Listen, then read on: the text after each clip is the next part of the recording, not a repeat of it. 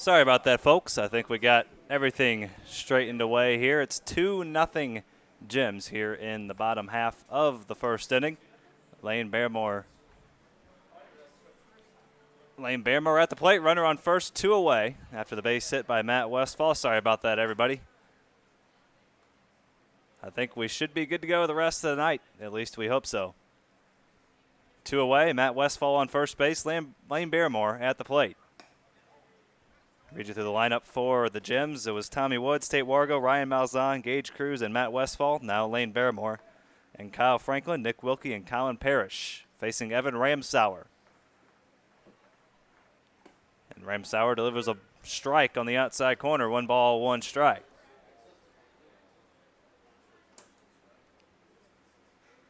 Two nothing Gems. Bottom of the first. We're having some issues with our audio mixer, but I think we got him straightened away. There's a broken bat base hit into center field. Back-to-back base hits, and now the ball gets away from the center fielder Hop, and Westfall advances to third.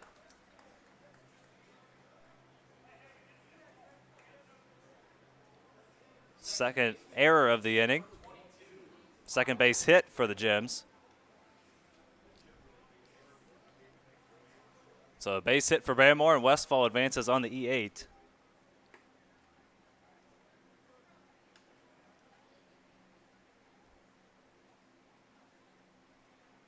Shane Holsey, Will Connolly with you here on Car Shield Collegiate League TV, and there's another base hit.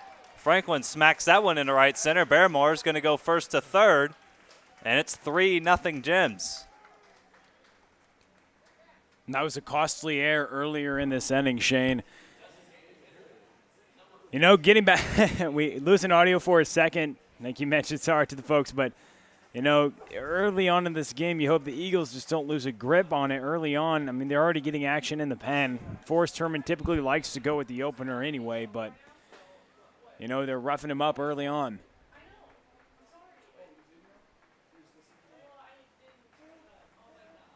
So now 3-0 Gems and looking for more. And that breaking ball from Ramsauer gets away. Coming into this ball game, Evan Ramsauer, 5 innings of work, 10 strikeouts. Control has been a bit of an issue, 11 walks. But the defense not helping him out here in the first inning. 3 hits and 2 errors in the inning, a walk and a hit by pitch.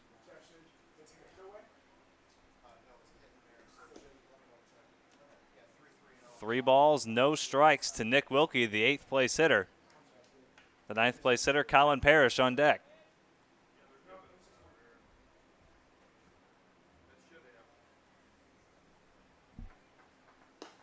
And a 4-pitch walk to Wilkie, and now the bases are loaded for Colin Parrish. And Forrest Herman will go have a word with his starter. Dawson Taylor is getting loose down there in the bullpen for the Eagles. So 2 away in the inning. The inning started with a walk to Tommy Woods. He came around to score. Tate Wargo got hit by a pitch. He was retired on a double play by Ryan Malzahn. Gage Cruz reached on an error by the pitcher Ramsauer and scored. Matt Westfall singled the center and scored. Lane Barrymore singled and scored, or he's on third base rather. Kyle Franklin singled. He advances to second on the base on balls to Nick Wilkie. And now the Gems have batted around here in the first inning. So rough start for the Eagles. A little rough start for us in the press box, but we're all ready to go here. Just work through the kinks. A new arm for the Eagles. It's Dawson Taylor. We'll tell you about him in a little bit. We'll take a break.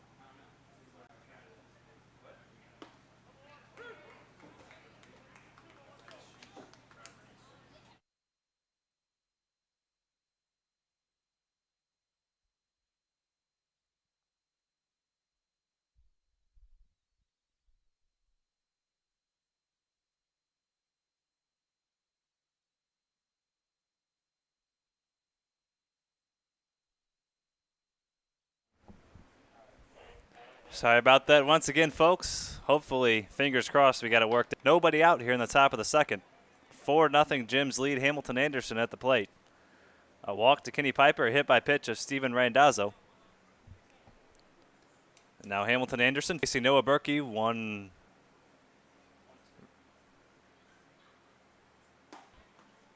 Piper walked to lead off the inning, a hit by pitch by Steven Randazzo. We thank you for your patience. We're having some audio issues.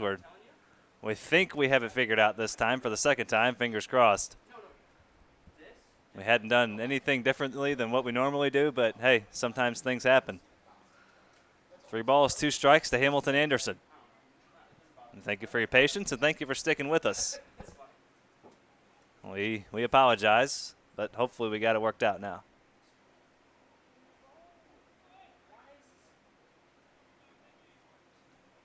Three balls, 2 strikes. And he walked him. A walk, a hit by pitch, and another walk have loaded the bases with nobody out. Eagles trying to answer the 4 spot put up by the Gems in the first. 4 hits and a couple of errors in that inning allowed the Gems to score 4 runs.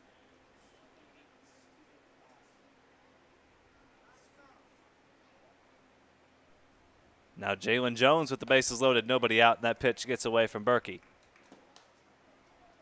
No throwing down in the Gems bullpen just yet. Berkey worked 5 solid innings his last outing. Worked around a base hit and a walk in the first. Trying to work around a couple of walks and a hit by pitch here in the second. Outside corner, strike 1 to Jones.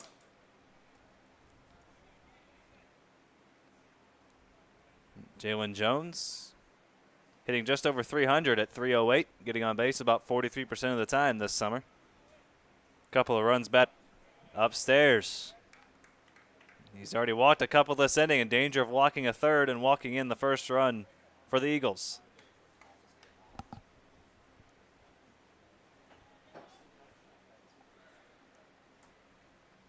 Noah Berkey needs to get in the strike zone here. The 3-1. Jones lifts that one into center field. Tate Wargo is underneath it. All the runners tag. The throw goes into third, and everybody's safe. Everybody moves up. Sac fly for Jalen Jones, 3rd RBI in the summer. It's 4-1.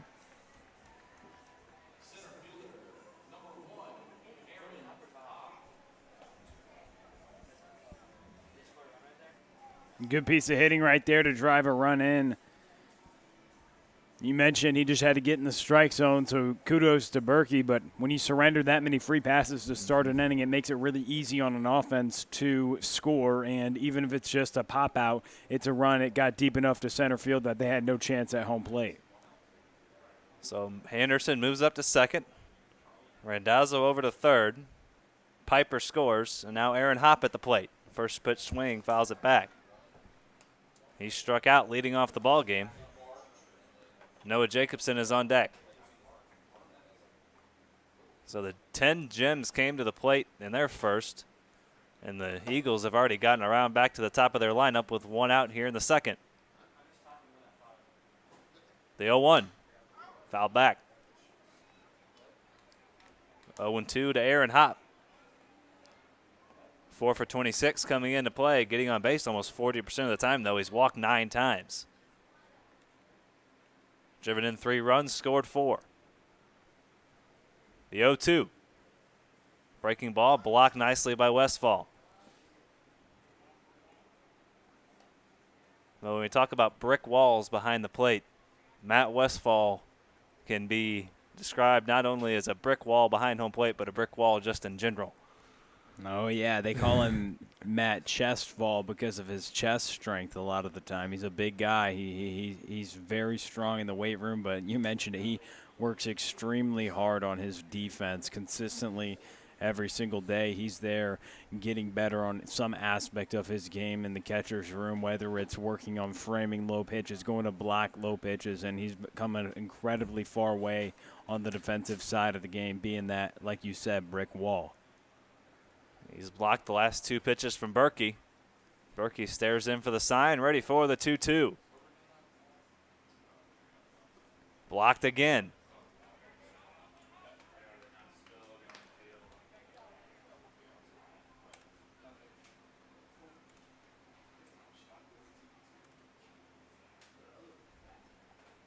So Berkey had him right where he wanted him at 0-2, and now Hop has fought his way back into a full count. The 3-2 from Noah Berkey. Here it comes. Fouled back. 6 pitches in this at-bat so far.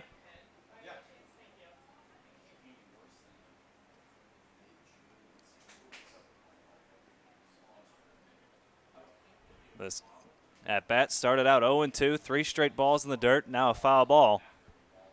Aaron Hop looking for a couple of RBIs if he can get a base hit here. The 3-2. Down low, he walked him, and the bases are loaded once again. 3 walks in the inning for Berkey. And Justin Paulson will head out to the mound. And it looks like Noah Berkey is coming out of this ball game. So 1 away, bases loaded here in the second. Berkey, 3 walks and hit man in the inning. Can't get out of the second inning. He works 1 1/3. He gives way to a new arm. We'll tell you about him right after this. You're watching Carshoe Collegiate League TV.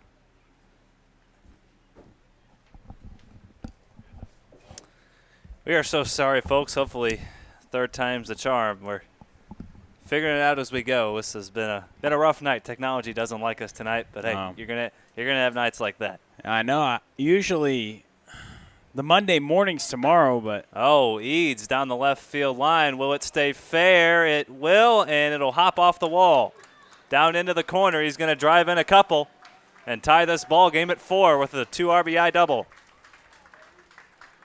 Justin Eads reaches base for the second time, drives in a couple runs to tie the ball game. no shortage of offense early on, Shane. I was saying, I mean, usually on a Monday morning, you're slow, you're twisting and turning, but our technology's having a little bit of a Monday morning right now. But these offenses for sure aren't. They are going nuts early on in this game, Shane. So we're just a couple innings in. You don't miss too much with these teams going just nuts early on, Shane. Just scoring, no shortage of it early on. 4-4 ball game here in the top of the second. Eagles looking for more. First pitch swing is Peyton Leaper, and he pops it up. Tommy Woods puts it away, 3 down here in the fourth, but the Eagles answer the 4 spot by the Gems in the bottom of the first with 4 of their own. We head to the bottom of the second inning. 8 runs combined so far, 4-4 here on Carstairs Collegiate League TV. Fingers crossed for no more technical difficulties.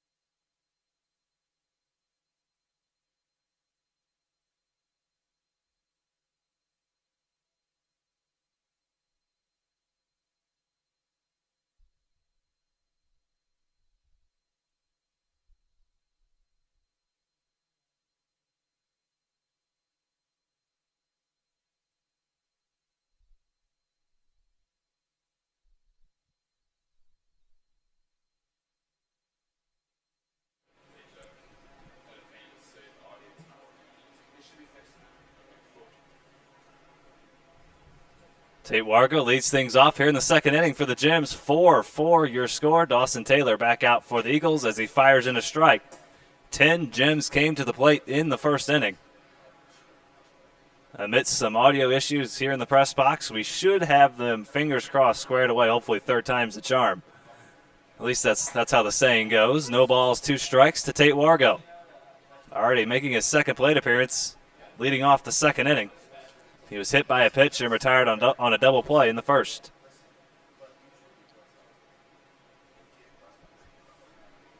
Evan Ramsauer made it just through 2/3 of an inning. Dawson Taylor came on and got the final out. And he's back out there for the second. Hayden Yangers throwing down there for the Gems in their bullpen. The 1-2 from Taylor. Hit fouled on the first base line and out of play. Tate Wargo out of University of Akron, playing center field.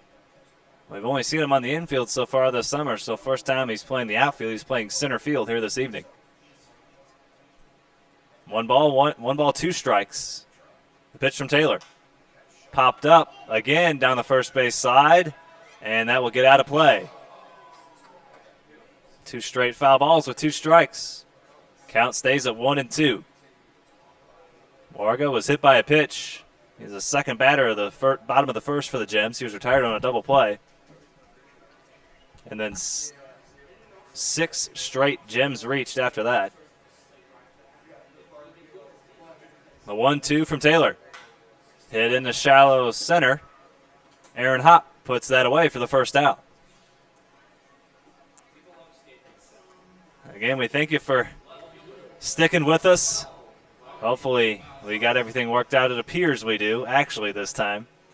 So hopefully smooth sailing from here on out. At least that's the hope. Fingers crossed. Everything crossed. Toes crossed. Everything.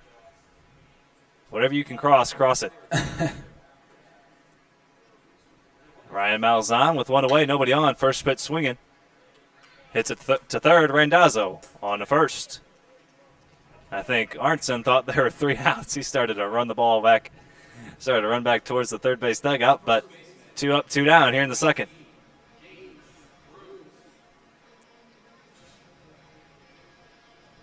So now the first baseman, Gage Cruz, he reached on an error by Ramsauer in the first.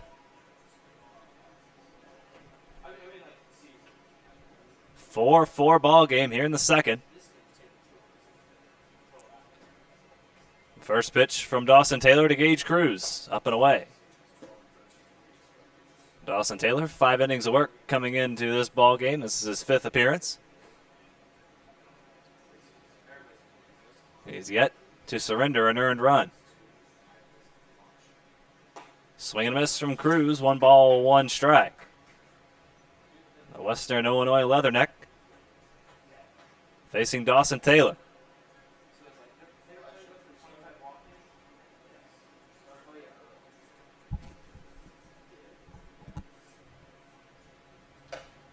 There's a ball high, 2 balls, 1 strike. Taylor, 6'4" right-hander from Edwardsville, Illinois, just across the river. 5 appearances at John A. Logan, 3 saves this spring. 12 1/3, 16 strikeouts.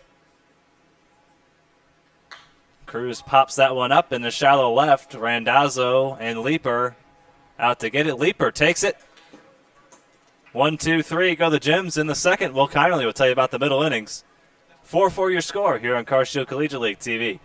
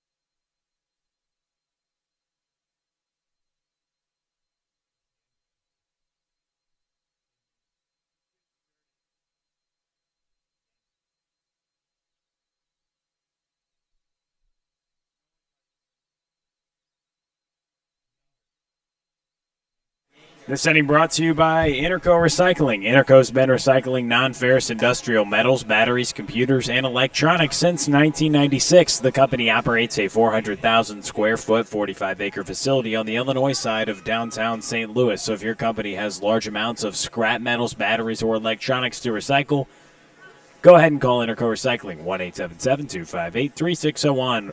Or on the web at www.itcscrap.com. Interco Recycling, a electronics recycler since 1996.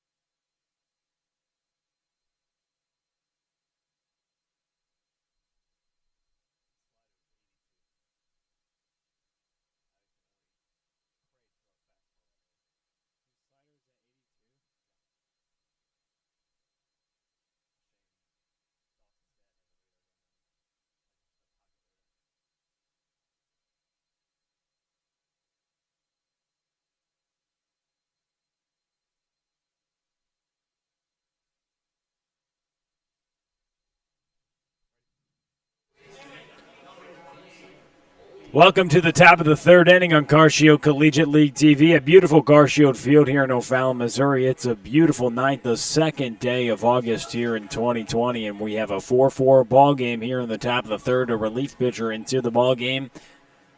The underclassman at Missouri State, the right-hander Hayden Yanger, the first offering to Ole Arnson's in there for a strike. Ole Arnson, a transfer from Wabash Valley College, taking his talents to SIUE. Yanger, the hard-throwing right-hander, was at the back end of Missouri State's bullpen, was their closer this year as an underclassman. Gets ahead with another strike, nothing into is the count.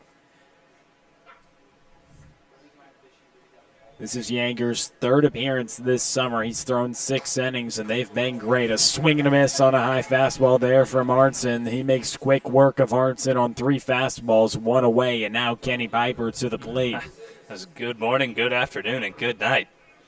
3 fastballs, see if you can hit it, big boy. He has a great fastball, and he throws a ton of strikes. We saw him start a ball game, go 4 innings, 8 strikeouts and 1 walk. And in another start, he had 3 Ks and no walks. And he just really limits the damage on the walks. He throws a ton of strikes, and as a young pitcher, he has a very high projectability with the fastball in the low to mid-90s. Already Shane throwing in very stressful situations with Missouri State in the back end of the bullpen. He was their closer this spring in the shortened season of 2020, but falls behind 2 balls and no strikes to Kenny Piper. The 2-0 offering misses low, now 3 balls and no strikes. And pitching in those stressful situations as a freshman, as an underclassman, that's only going to help you on down the line, because then you get all those kind of nerves out of the way. You're used to being thrown in those situations, so then when they throw you into the fire, say a junior, senior, and he's got pro stuff, he's got pro talent, pro potential. If he gets to that point, they can put him in stressful situations, he's going to be used to it. Yeah, and his first season as a freshman in 2019 was a big-time option out of the bullpen. Led the team in earned run average out of the pen, with a 3.81 ERA out of the pen. Had a couple starts, as well as the right-hander issues a free pass on 4 pitches after striking out Ole Arnson to start the inning. Kenny Piper reaches here in the top of the third, a 4-4 ball game. The right-hander comes set, facing now against Steven Randazzo. Pitch taken on the outside black for a strike. It looked like it was a couple inches off the play, but nonetheless, 0-1 is the count. Steven Randazzo, the Drury Panther, hit a home run to right field.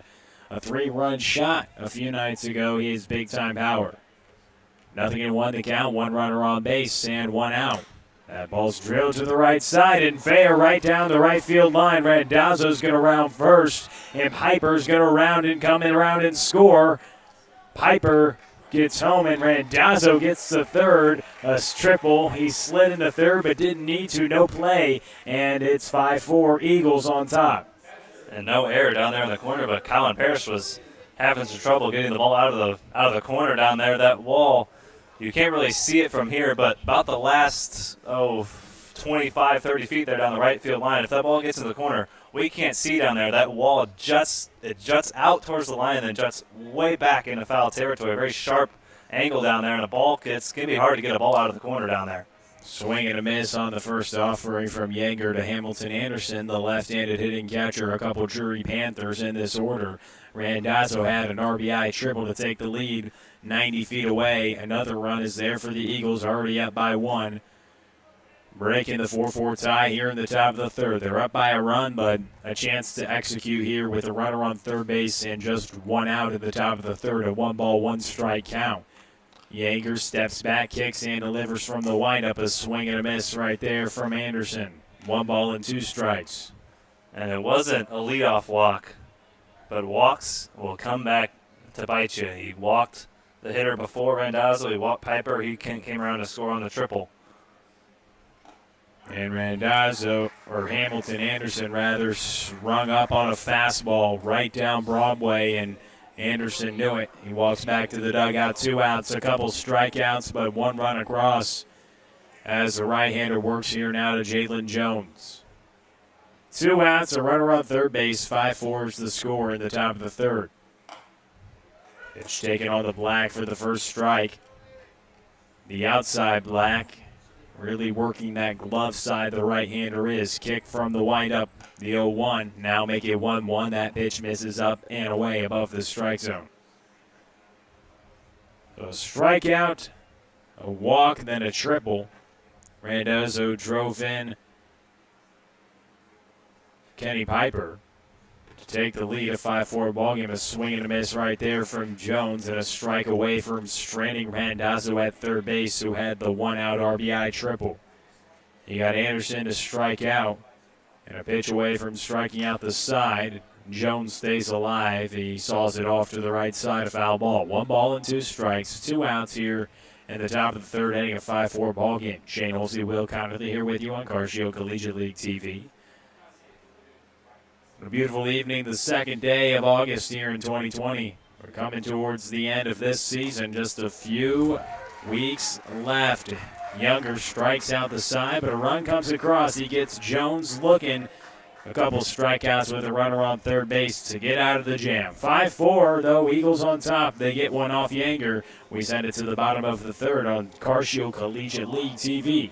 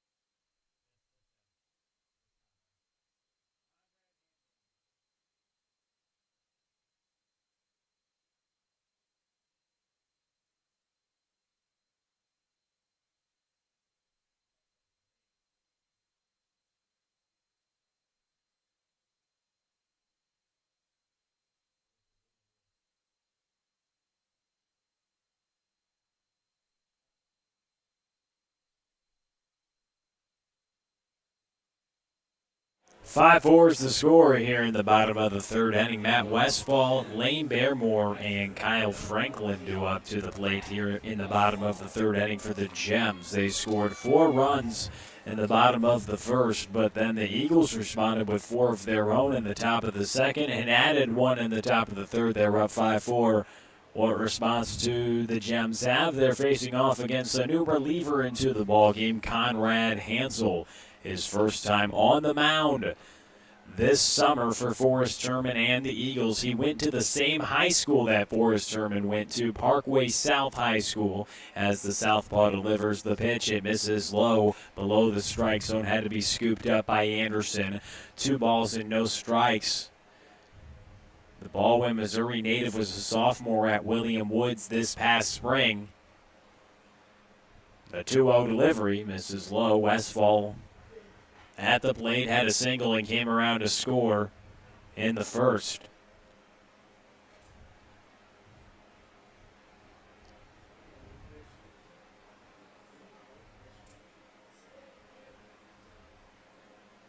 So 3 balls, no strikes. Here to lead off the bottom of the third is Matt Westfall. A 5-4 Eagles lead.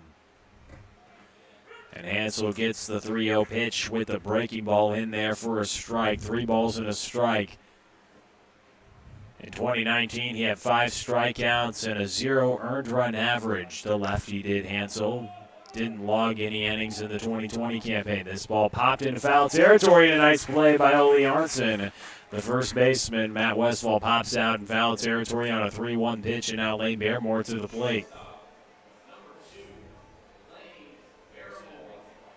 Lane Barrymore, the shortstop, had a single in that 4-run Gems bottom of the first inning and came around to score.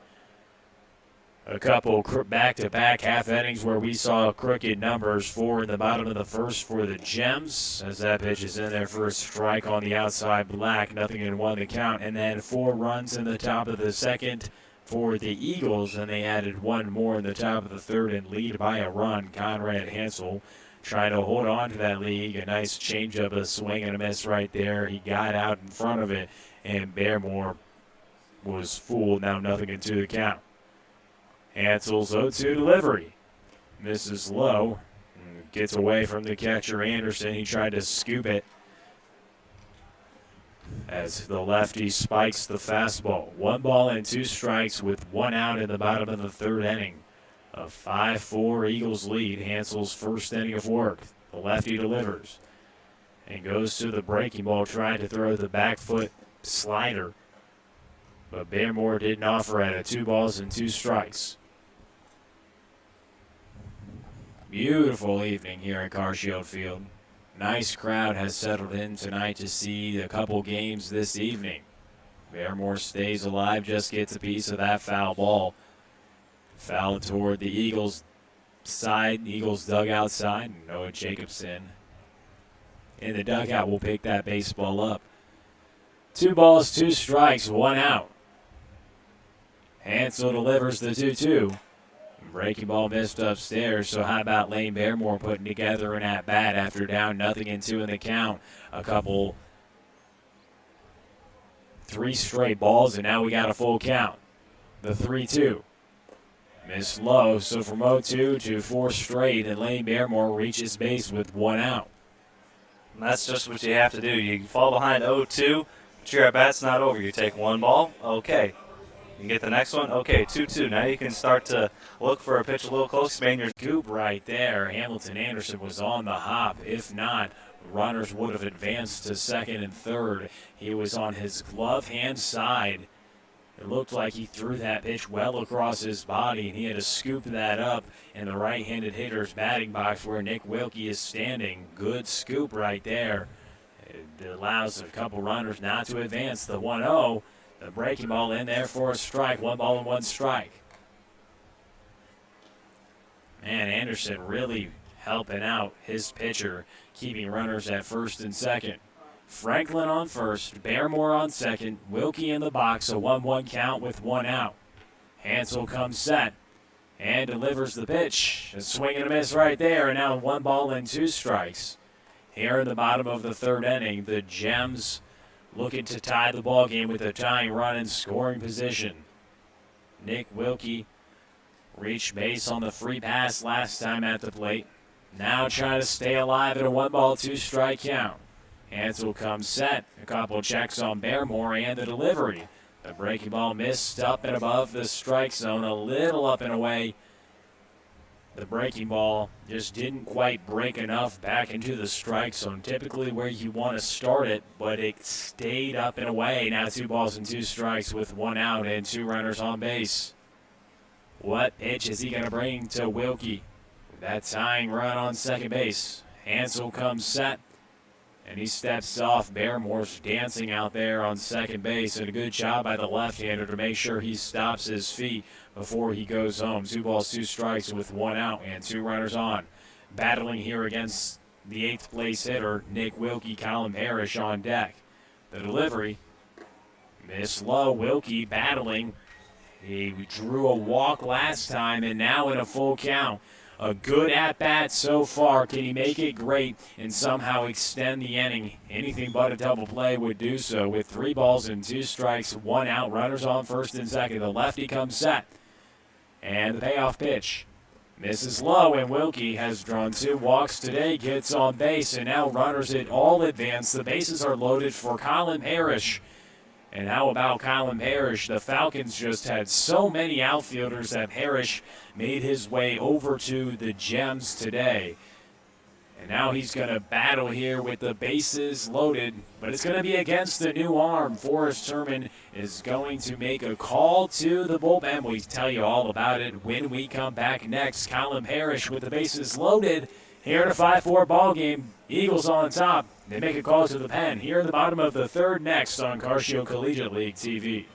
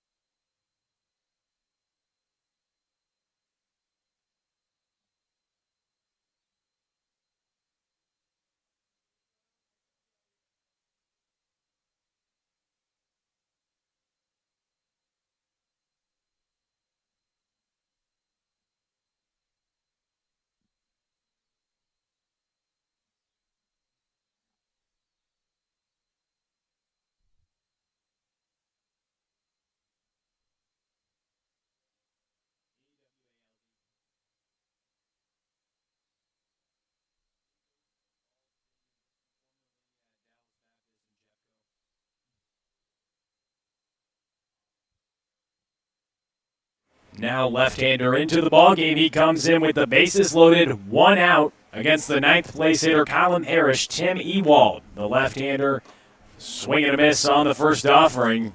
Forrest Herman brings him in a stressful situation to start off the ballgame, or at least start off his outing here in the bottom of the third. In a 5-4 ballgame, his Eagles holding on to a 1-run lead. 0-1 the count. Pitch misses outside. Tim Ewald, Francis Howell, high school graduate, currently at Ball State. A good fastball, slider, curveball mix. The left-hander gets the sign from Anderson. Bases loaded here in the bottom of the third. And Parrish takes the breaking ball. Now 1 ball and 2 strikes with 1 out in the bottom of the third inning. Ewald comes into the ballgame. First hitter he sees. The bases are loaded.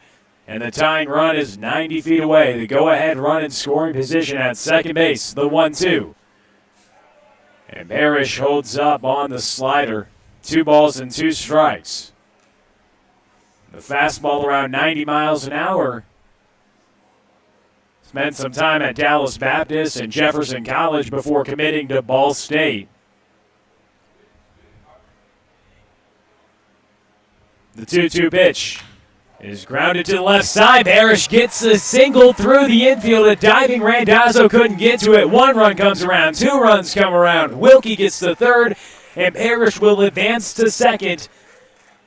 A couple RBIs for Parrish, so he comes in with the bases loaded, facing off against a relief pitcher, and Parrish executes and delivers, giving the Gems the lead. Now on top, 6-5, and how about it? Colin Parrish, his first day in a Gems jersey. The Falcons just had so many outfielders, and so Parrish came over to the Gems, who lost a couple outfielders. He makes his way, hitting 9th in this order, and coming through with the bases loaded in the bottom of the third inning. He's the 3rd Quincy University Hawk on this team now, with Barrymore and Westfall. Barrymore formerly of the Hawks, but nonetheless, he comes through clutch in the bottom of the third, with the Gems now taking the lead. Tommy Woods looking to make it more with runners on first and second. The first pitch in there for a strike from the left-hander, 0-1.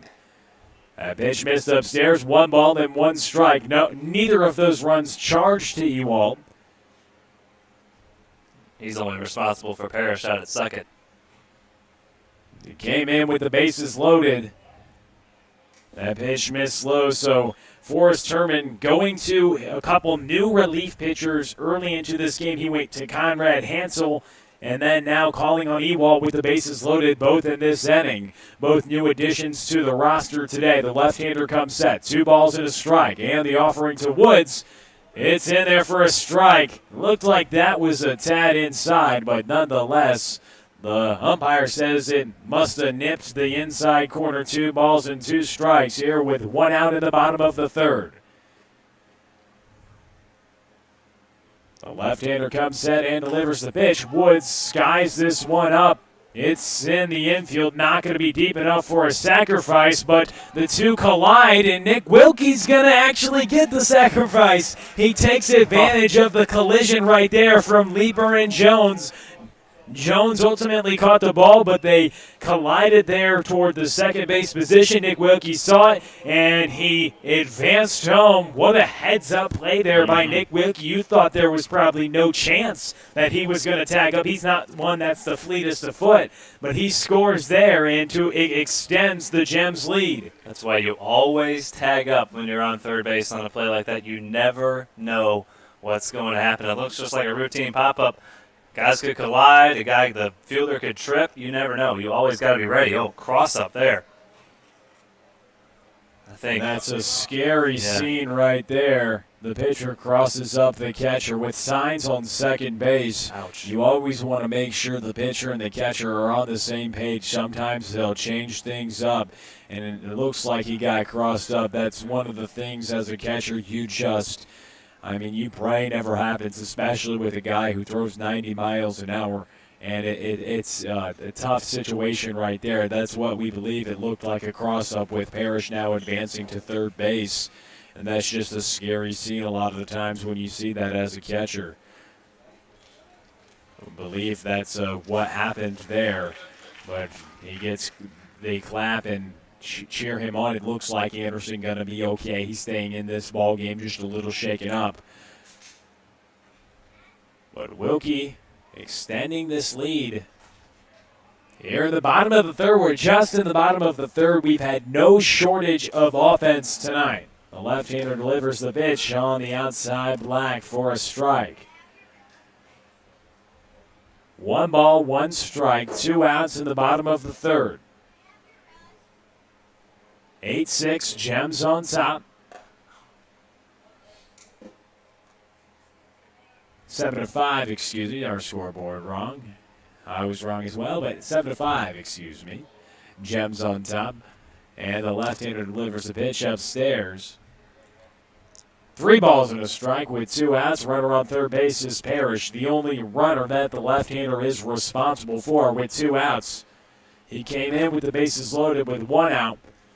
A swing and a miss right there from Wargo. Now the count is full. 3 balls, 2 strikes, 2 outs. Here in the bottom of the third inning, it's a 7-5 Gems lead. They tied the ball game, then took the lead here, plating 3 runs here in the bottom of the third. The full count offering misses low, and a free pass to Wargo brings up Ryan Malzahn.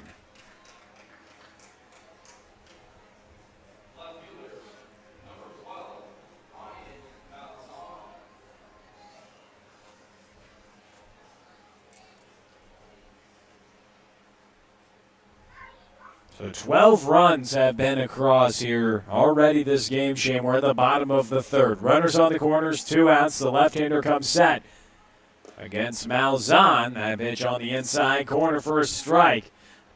The lefty, Tim Ewald, getting that inside corner. He came in with the bases loaded, and all 3 runners on the base paths have come around to score. It's now a 7-5 ball game, And that pitch is skied up in the air. And Randazzo will catch that one on the mound, but not before 3 come across. Gems lead by a couple. We're through 3, 7-5 your score on CCL TV.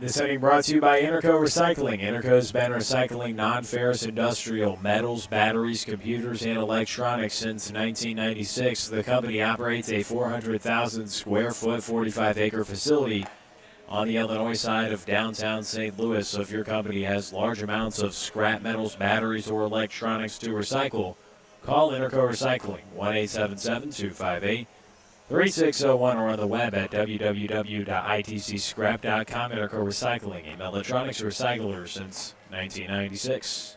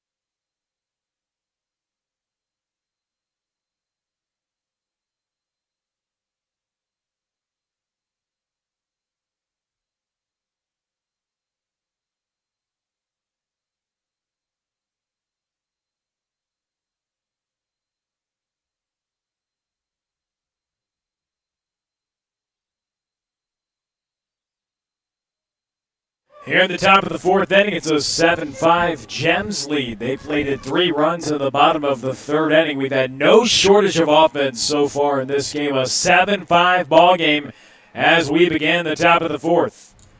Hayden Yeager back out for another inning of work. The right-hander delivers a pitch. It misses upstairs.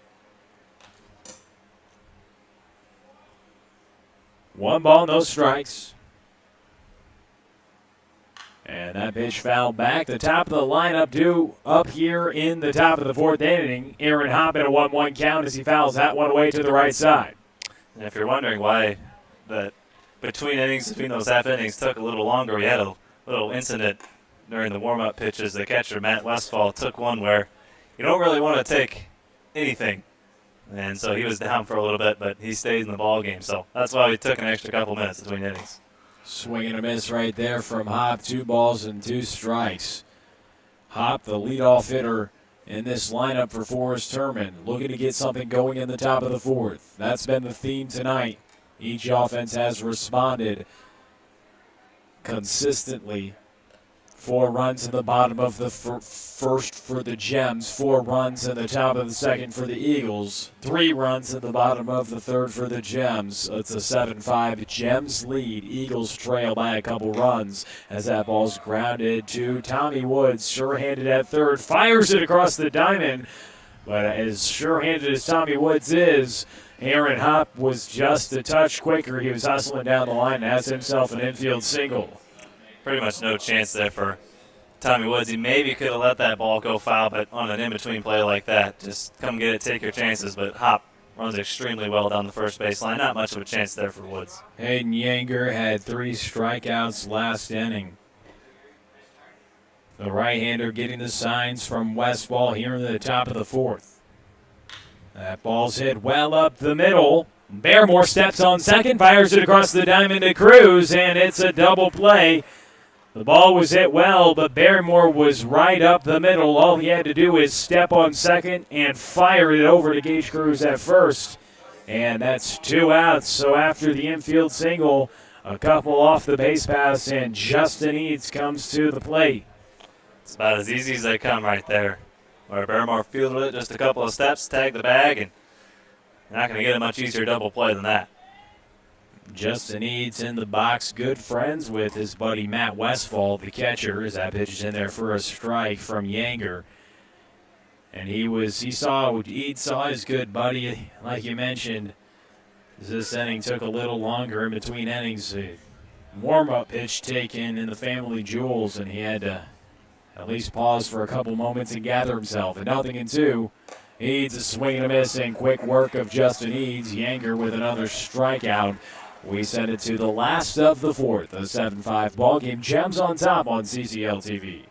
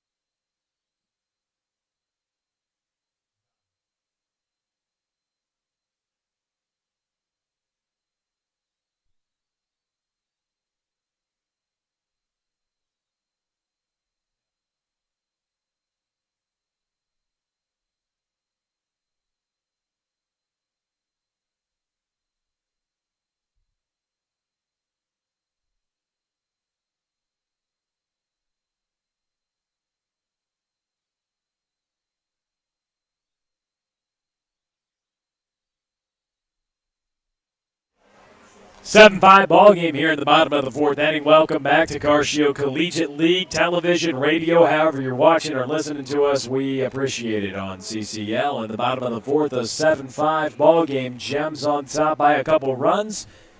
Gage Cruz due up, Matt Westfall next, and Lane Barrymore to follow against the left-hander. Tim Elwald, the Francis Howell High School graduate, currently committed to Ball State. This ball skied in the air toward the right side and going to be out of play. Gage Cruz, that was right in the first row. Oh, what a catch by a fan down there in the first row. That ball, a little sparky came up with that a baseball. little more hang time than we thought it would have. Shouldn't be surprised from Gage Cruz. He has a ton of hang time on a lot of the balls he hits. This one foul nonetheless, but a great ovation, one of the louder ovations we heard tonight. For a fan making a good play, that was actually in the first row. I mean, a potential chance to catch that one in foul territory. But it's just a strike. That is a for sure ball way upstairs. It gets to the backstop. Gage Cruz. Here in the bottom of the fourth inning, his Gems come to the plate.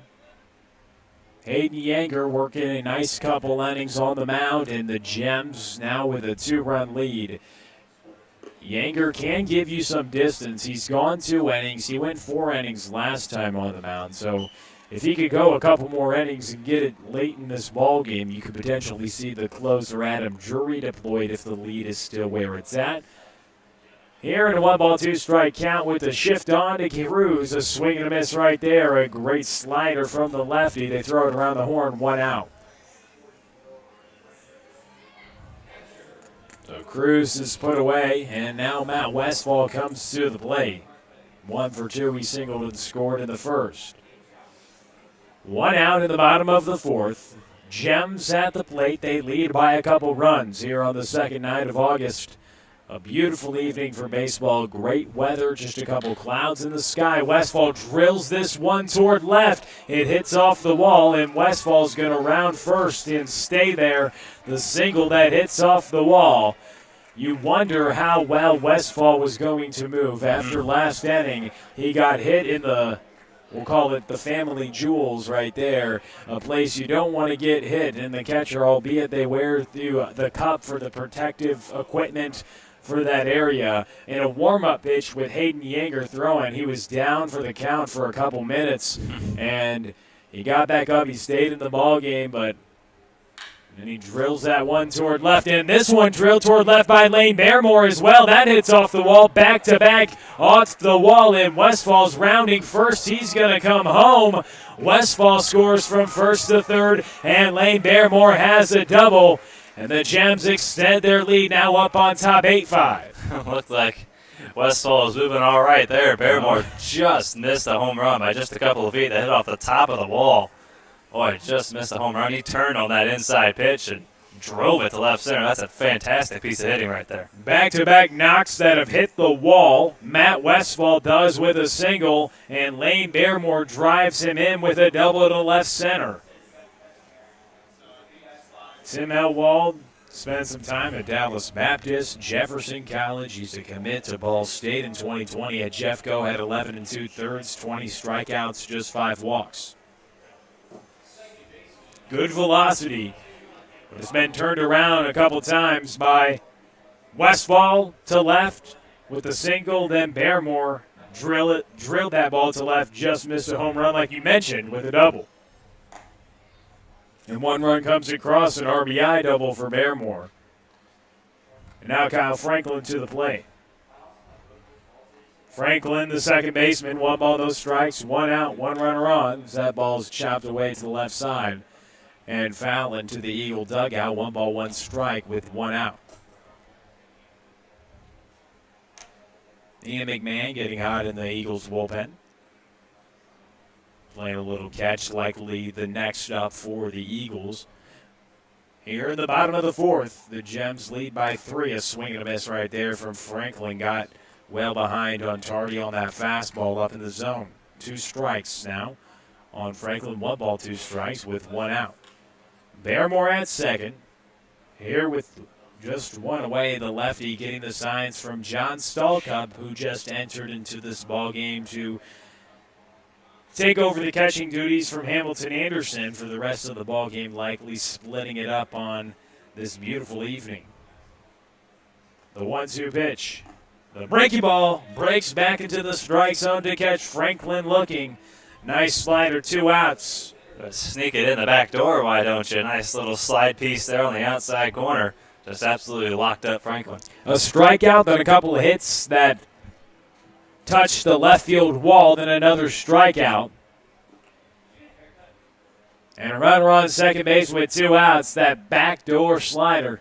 And Baremore off to the races, easily going to get to third base, timing up the looks of the lefty. And now 90 feet away, but with 2 outs, it could not play a factor if he can make work of Wilkie, who's had a couple of good at-bats tonight, drawing walks and seeing a lot of pitches. And he's had to do it from different pitchers, the 3rd different pitcher he's faced tonight as the lefty comes set. That ball fouled back to the screen, 1 ball, 1 strike with 2 outs. A 3-run Gems lead here in the bottom of the 4th. Lane Baremore on third base. with a chance to extend this lead off the left-hander. The breaking ball nips the outside corner. Wilkie shaking his head. He doesn't like it. It looked like that could have been a touch outside. The backdoor breaking ball. The umpires deemed that it backed up and got the outside black. 1 ball, 2 strikes, 2 outs. The lefty delivers. And he gets him again on the backdoor breaking ball. Both of those pitches a little questionable. Looked a little outside. And Wilkie has a word with the umpire. We're through 4, 8-5 the score. Gems lead by 3 on CCL TV.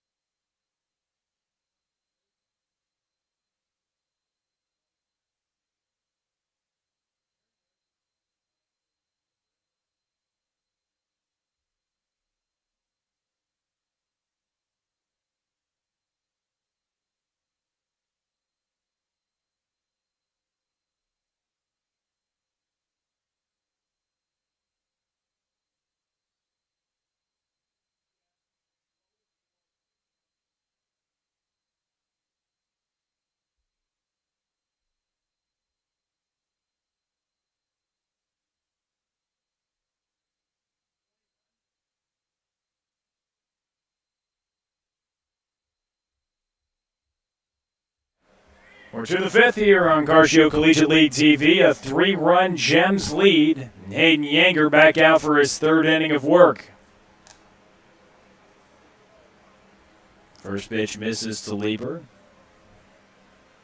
A 3-run Gems lead. We've had a lot of scoring early on in this game. The Gems started it off in the bottom of the 1st with 4 runs. The Eagles responded to tie the ball game in the top of the 2nd. The Gems added 3 more in the bottom of the 3rd and another one in the 4th. As that ball is skied toward the left side, Tommy Woods backing up for it right on the foul line, and he catches it for the 1st out. Nice agile play by the 3rd baseman to back up all the way to catch that baseball right in the outfield on the foul line for the 1st out. Ole Arnson now to the plate with 1 away in the top of the 5th inning. Yanger on the mound with a 3-run lead for his Gems. No action in the bullpen. You could potentially see a couple more innings out of the right-hander. His season high in innings, he's only had a couple outings, but we know he was the back end at Missouri State. Typically, as a closer, you only usually go 1 inning. He threw 2 innings, 1 outing, and then last outing threw 4. So he could go this inning, maybe another. They've used Adam Drury in save situations as well. Likely to see him if the situation holds. Barrymore couldn't get it out of the glove, and the E6 lets a runner get on base. Arnson reaches on the air.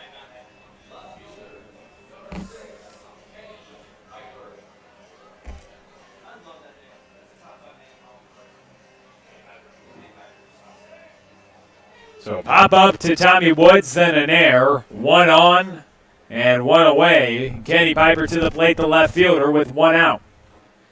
A 3-run Gems lead. Eagles looking to dig into that here in the top of the 5th. Eagles scored 4 runs in the top of the 2nd and 1 in the top of the 3rd. That's all the scoring they've had tonight. They were shut out last inning by Yanger. Yanger already with 4 strikeouts. Here with 1 aboard and 1 away. 0-1 is the count in the top of the 5th. Yanger looking for a ground ball. The right-hander comes set in, delivers the pitch to Piper, missed up and above the strike zone for a ball. 1 ball, 1 strike. Gems with 9 hits tonight.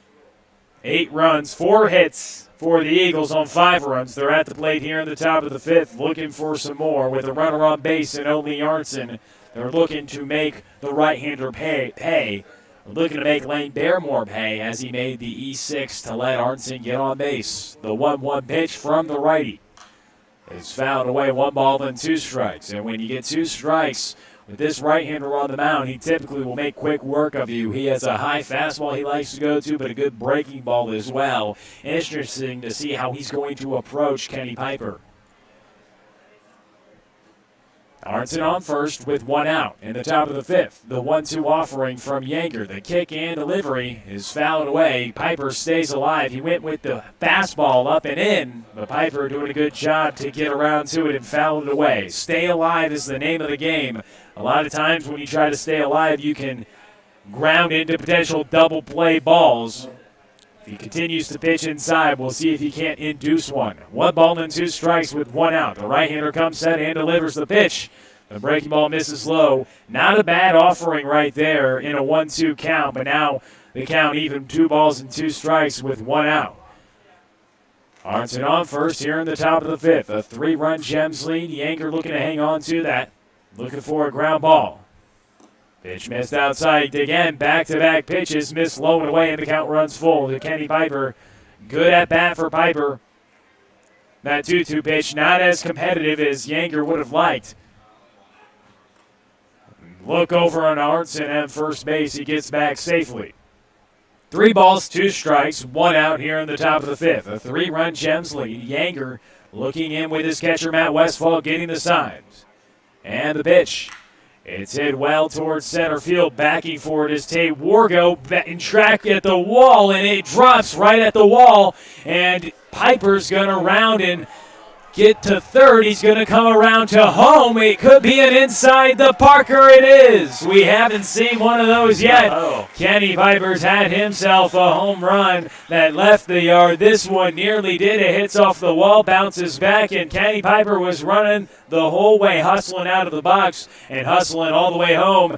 The Eagles notch a couple runs, and oh, do we got a ball game. It looked like Tate Wargo was going to potentially catch that ball, but it kept carrying and carrying and carrying. It hit off the wall, bounced forward. Wargo was still running to get to it, and he threw it in, but not in time as Piper scores with ease. It's a 1-run ball game now, and Westfall misses that one. It looks like it potentially would have been called a strike, but when a catcher doesn't catch it, rather it typically isn't. 1 ball, no strikes as Yanker's pitch looked like it could have been in the strike zone. Nonetheless, 1 ball, no strikes. But how about Kenny Piper, an inside the park home run? That pitch is fouled away. He's had himself a highlight reel this summer, an inside the Parker, one that leaves the yard to win the ball game. One of the best defensive plays we've seen so far this summer in center field. Another aspect of that in center field is Tate Wargo, not the traditional center fielder for Justin Paulson. Usually we're telling you about a guy who's the best defensive center fielder in the league, or at least one of them, Jack Rigoni. He goes with his middle infielder in center tonight, and you wonder if Rigoni out there, likely probably not, an inside the Parker. He probably gets to that one as that pitch is fouled away. 1 ball, 2 strikes. And Wargo not used to playing the outfield as of late. We're not sure, like, growing up if he played outfield or whatnot, but at least in this league, this is the first time he's stepped foot in this outfield, primarily played second base. Same with that at Akron as well. Mm-hmm. That pitch missed low, so that definitely plays a factor, but you think that somebody like a Jack Rigoni, one of the more speedy guys in this league, goes and catches that ball, and it had a tough hop off the wall. It just kept carrying and carrying, and it looked like it was going to be a pop out to the center fielder, but it hits off the wall, Shane, and it kind of takes an unfortunate carom towards the field, and he has to run to go get that ball and throw it in. A very interesting and unique play. That is the longest play you can see in baseball, someone getting an inside the park home run. And he did it there, Kenny Piper. How about it? The 2-2 pitch from Yanker. Swing and a miss right there. As Randazzo was tardy on the fastball, and John Stallcup now comes to the plate. But a 1-run ball game here in the top of the 5th. Kenny Piper with an inside the Parker. 8-7 the score. Eagles just trail by a run. Yanger, the right-hander, gets the sign from Westfall. The kick and delivery. Fastball in there for a strike. Yanger working quickly. The step back kick and the 0-1. This fouled back, 0-2 the count. Getting ahead of the SIUB catcher, John Stallcup, a true freshman this past season in 2020. An 8-7 ball game. Righty delivers the 0-2. A swing and a miss on the slider. Yanger gets Stallcup, and Westfall throws it down to first. Inside the Parker for Piper. 1-run ball game. 8-7 the score. Gems hanging on by a run. We send it to the last of the fifth next on CCL TV.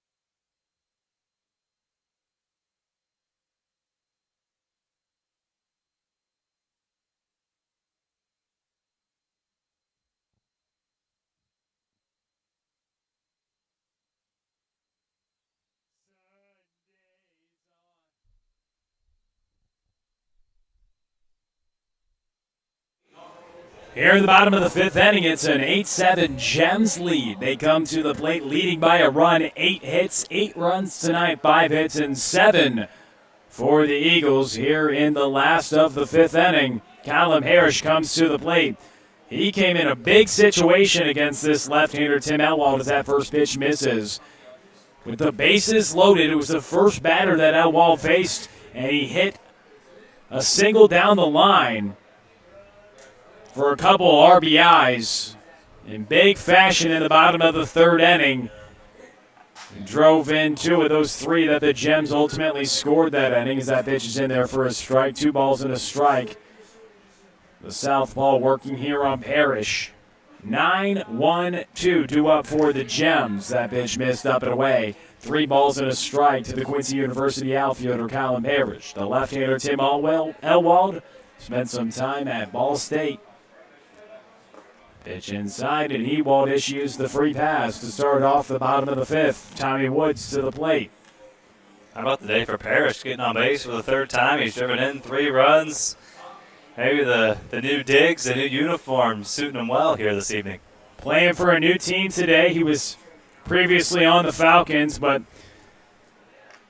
Falcons just got a ton of outfielders, and the Gems had a couple of guys who left their roster, so it helped him out just because now he has more time to get at bats. Because you look at the Falcons' outfield, Shane, you got Olenek, Long, Hoff, all out there pretty consistently, and so now he gets more opportunities, more time to get some more at-bats. He was still getting good at-bats on the Falcons, but I think that this is a move that made sense in terms of getting himself more opportunities as that pitch is fouled back. 1 ball, 1 strike. Tommy Woods to the plate, hit his 2nd home run of the summer last night, Shane. And going back to Parrish, that's what this league is all about. It's just getting guys some playing time, getting them some at-bats here in the summer. that they might have lost. The tag not made on the throwdown from John Stalka by Jalen Jones. The ball scoots out of the leather, and Parrish takes second. Brought to you by the O'Fallon Family YMCA, the Y for healthy living, youth development, and social responsibility. 2 balls and a strike as the southpaw kicks and delivers. It's Miss Low, 3 balls and a strike. Parrish having a nice day, 2 for 2 with a walk, Shane, and now in scoring position. They need all the insurance they can get. The Gems at the plate. They lead by 1 here in the bottom of the 5th. Tommy Woods fouls this ball down the left field line.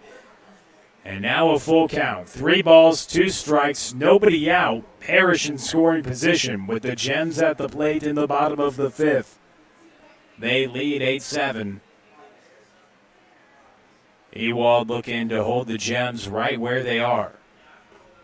The southpaw kicks and delivers the full count. This ball's belted well toward left field. Tommy Woods has himself another one. He's starting to get hot. How about it? His 3rd homer of the summer, 2nd in as many days, and the Gems extend their lead. 10-7 now on top. Tommy Woods belted to left field. Man, is this guy swinging the bat well. We've been waiting for this all summer. This last week, boy, he's really starting to put some good swings on some baseballs, and that fly ball right there is an indication just how strong Tommy Woods is. 6'3", about 230 pounds. He can drive the baseball with authority. That wasn't a well-struck ball. That's out of his 3 home runs. That was probably the ball he struck the least well out of the 3 of them. And that one, I mean, name another player, maybe another 2, 3, 4 players where he hits a ball like that and it's going to carry out. It's hard to name a big, strong Tommy Woods that nobody's been pitching to him all summer long. Well, you think it's for good reason. 3 home runs in the past week. After leading the league in walks, he still does nothing to know how to handle Tommy Woods. But relief pitcher coming up next, 10-7 ball game on CCL TV.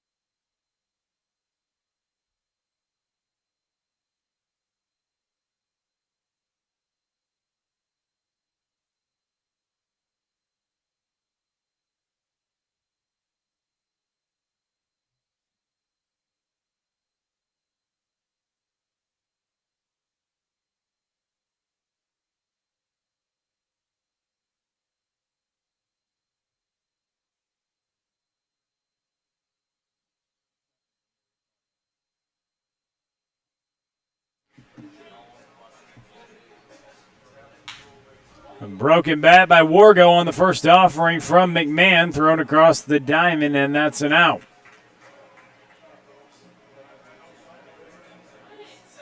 So McMahon comes into the game. He's a recently signed Missouri State Bear. He's pitched well so far this summer, and the first offering he has to Wargo, a ground out to the shortstop. Here at the bottom of the 5th, a 10-7 ball game. 10 hits, 10 runs for the Gems. The most recent one at Tommy Woods, 2-run shot, his 3rd homer of the summer.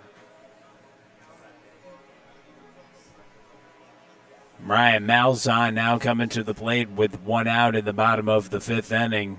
But how about the Gems? They started things off with 4 runs in the bottom of the 1st, and they kept the scoring along. They kept pace and had a jump start on the Eagles the rest of the ball game. The Eagles made it close. An inside the park home run in the top of the 5th by Kenny Piper made it a 1-run ball game, 7-8. But Tommy Woods with a 2-run shot to now give the Gems a more comfortable 10-7 lead.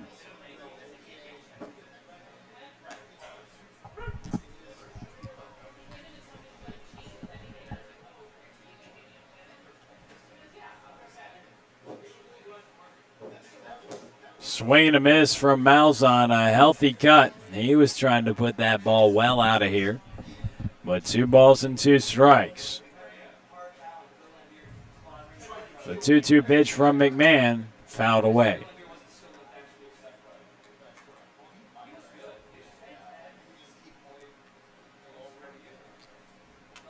So 2 balls, 2 strikes, 1 out here in the bottom of the 5th, a 10-7 ball game.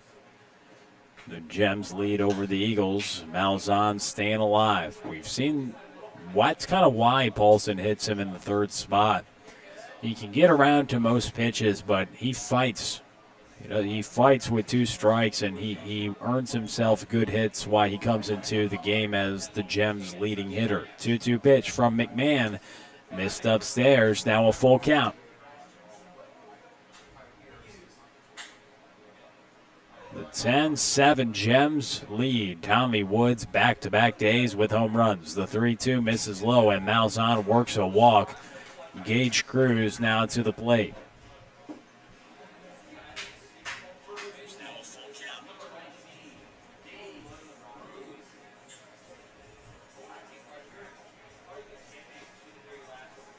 So 3-run lead for the Gems. They get another runner on the base path. Gage Cruz now coming to the plate with 1 out in the bottom of the 5th. Swing and a miss on the breaking stuff from McMahon.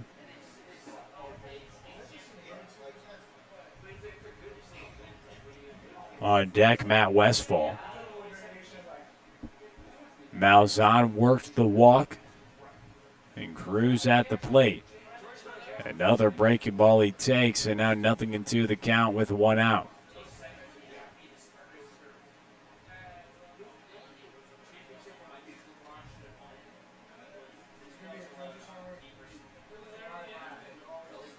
The 0-2, and Malzahn gets back. It looked like they almost had him, and now he's going to go take second base. So the pickoff, it looked like McMahon had a good shot to get him at first, but the throw goes away from Arnson, the first baseman, toward right field. Jalen Jones picks it up, the second baseman, trying to get Malzahn, but he takes second base. Nothing into the count here with 1 out, 1 on in the bottom of the 5th. The 0-2. This ball drilled a foul.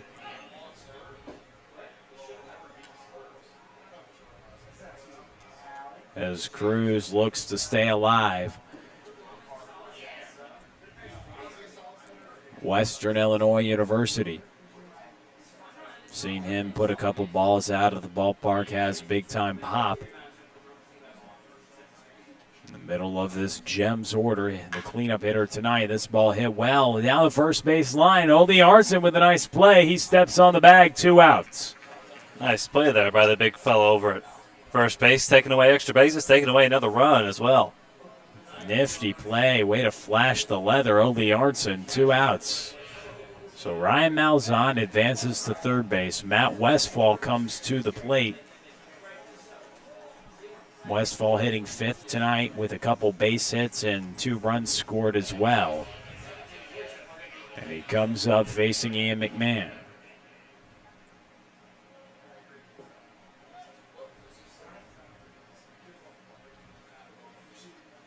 Swing and a miss on the first pitch from McMahon. Nothing in 1 they count to Matt Westfall.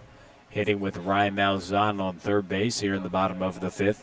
2 runs scored in the top of the 5th on a Kenny Piper inside the Parker.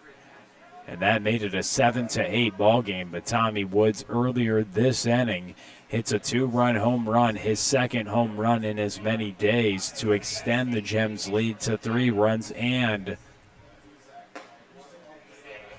that knocked the relief pitcher out of the ball game, Tim Ewald.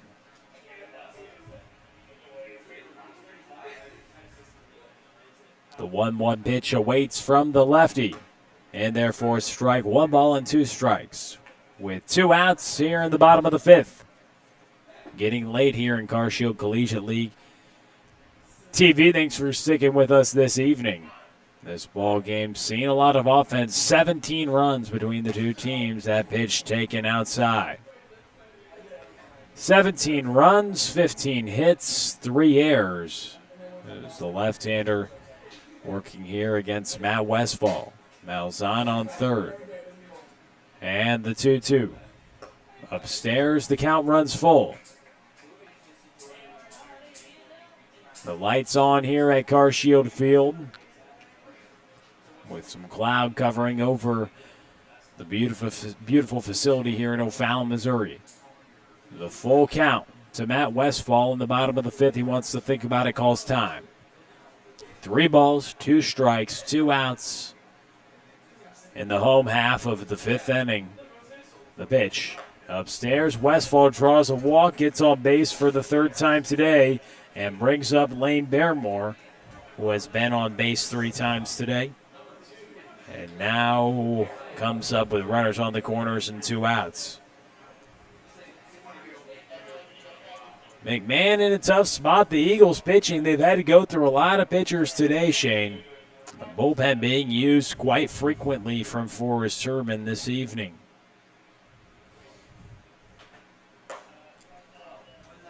Pitch misfires well above the strike zone for a ball. Speaking of the bullpen, no action in either pen. But Forrest Sherman has really had to deploy a slew of arms out there to try to get these Gems hitters out. They've scored 10 runs.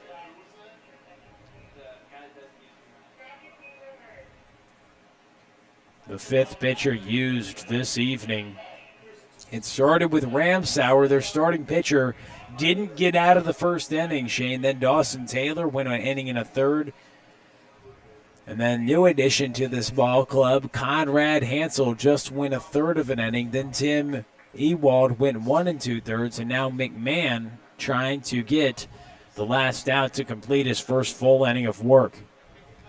5 pitchers used here in the bottom of the 5th. We are for the Eagles. Foul back.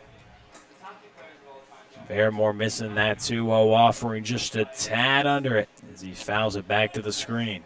It's just a case of these pitchers not being able to put hitters away. There's a lot of 2-strike counts, but they're making mistakes with 2 strikes. The Gems are making a play. They've only gotten 3 strikeouts to 8 free passes. Not going to win many ball games when you're surrendering 8 walks and only striking out 3 guys. That means you're not missing bats. You don't have great command in the strike zone, and when you do throw it in the strike zone, that means they're hitting it. The Eagles should be winning, though, as they've committed some costly errors, Shane. 2 errors today that the defense has had. And sometimes errors won't bite you, but other times they will. 10 runs allowed, yes, but only 6 earned runs. 4 of those runs unearned, some costly errors. And, Shane, those errors came against the starter, Evan Ramsauer. He surrendered 4, but none of them were earned. In the 1st inning, they kind of got behind the 8 ball. In the bottom of the 1st, the Gems scored 4 runs, but none of those runs should have been scored after the error was committed. Ramsauer was the one to commit that error, but the defensive miscue really is the difference in this one. You take away those unearned runs, and the Eagles will be leading by a run. 2-2 pitch from McMahon is fouled away. Barrymore staying alive. What an at-bat here. Barrymore's had some really nice at-bats right here tonight. He's fouled off a ton of pitches, seeing a lot of what these arms are throwing at him, and he's put some good swings on some baseballs as well. Yeah, he's already been on base 3 times tonight, trying to make it another the 2-2. Swing and a miss, and McMahon strands runners on the corners. But the Gems add to their lead in the bottom of the 5th. 2 runs on a Tommy Woods, 2-run shot, 10-7. The Gems are on top. We send it to the last couple innings. Shane Holsey for it on CCL TV.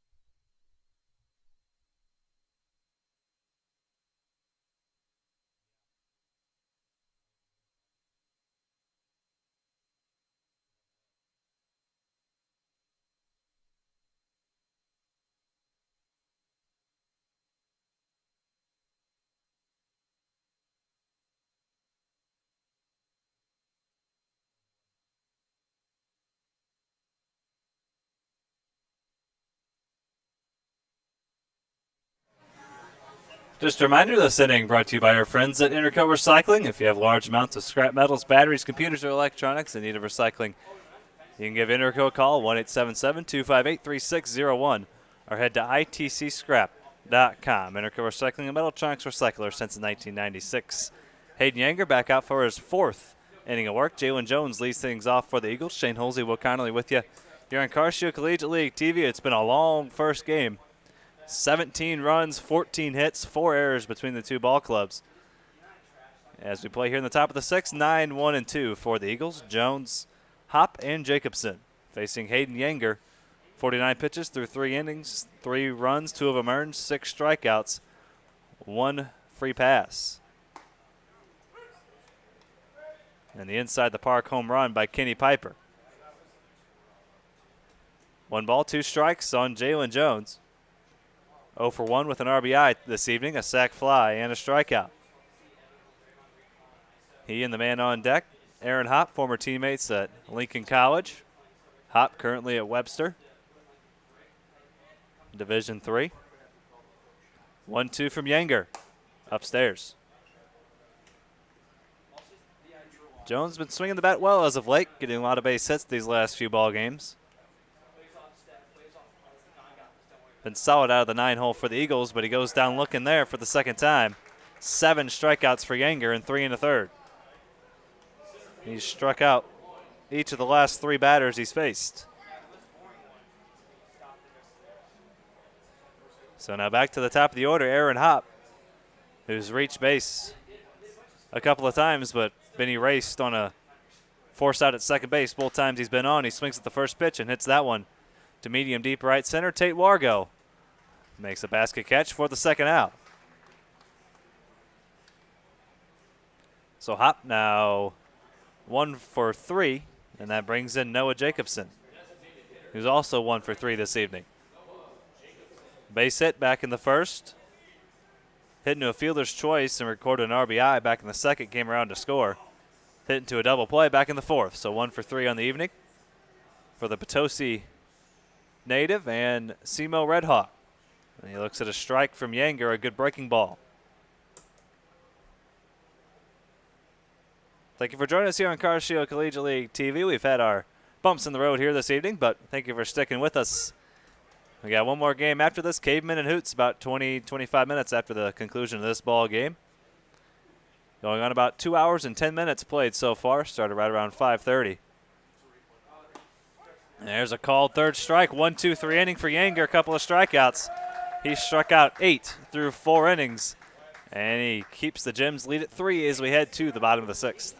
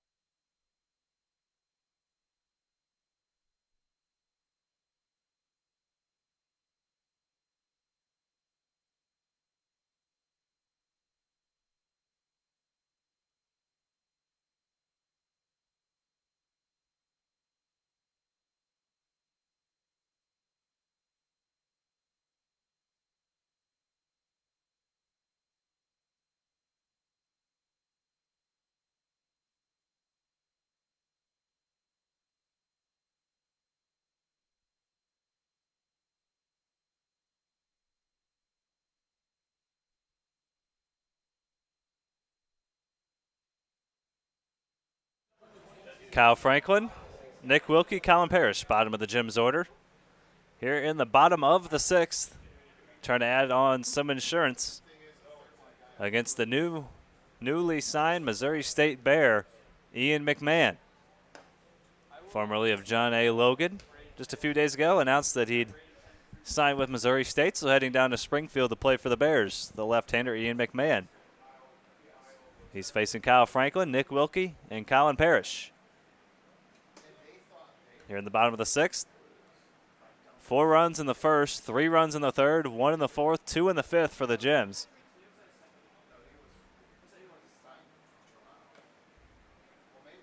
Ten runs on 9 base hits and 1 error for the Gems. 7 runs on 5 hits, 3 errors for the Eagles.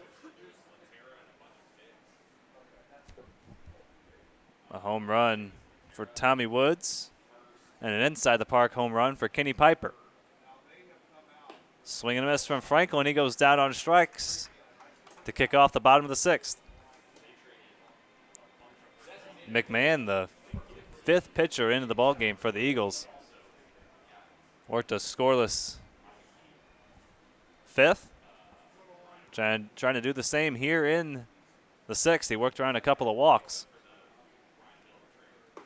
And he drops in a strike to Nick Wilkie, who's still looking for his first hit on the summer. Swing and a miss, strike 2. 2 quick strikes on Wilkie. No balls, 2 strikes. McMahon working quickly. The 0-2 in the dirt. And obviously not an ideal situation for the Eagles, but they still just trail by 3 runs using 5 pitchers in a short ball game. Chance to come back, and, they've had to run through a lot of arms, surrendering 10 runs. 2 balls, 2 strikes to Wilkie. Wilkie out of Lewis and Clark Community College. McMahon, formerly of John A. Logan, so a couple of community college players squaring off here. McMahon headed to Missouri State.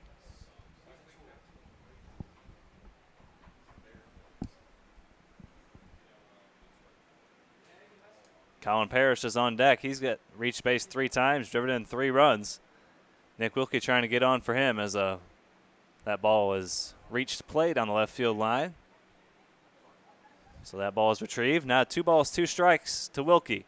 Here comes from McMahon. Upstairs. Wilkie worked a walk at a full count back in the 3rd, came around to score. 3 balls, 2 strikes. Good at bat here for Wilkie with 1 away. The 3-2.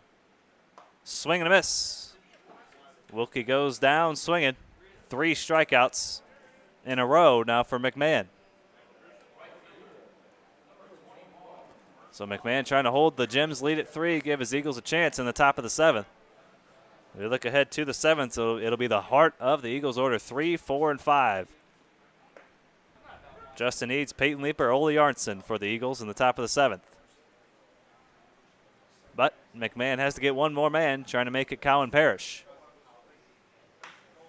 And comebacker, he drops the glove and fires on to first. A 1-2-3 inning. Nice play there by McMahon for the final out. He does it all himself. Couple of strikeouts and a comebacker. We're through 6, 10-7 Gems. Final chance for the Eagles coming up.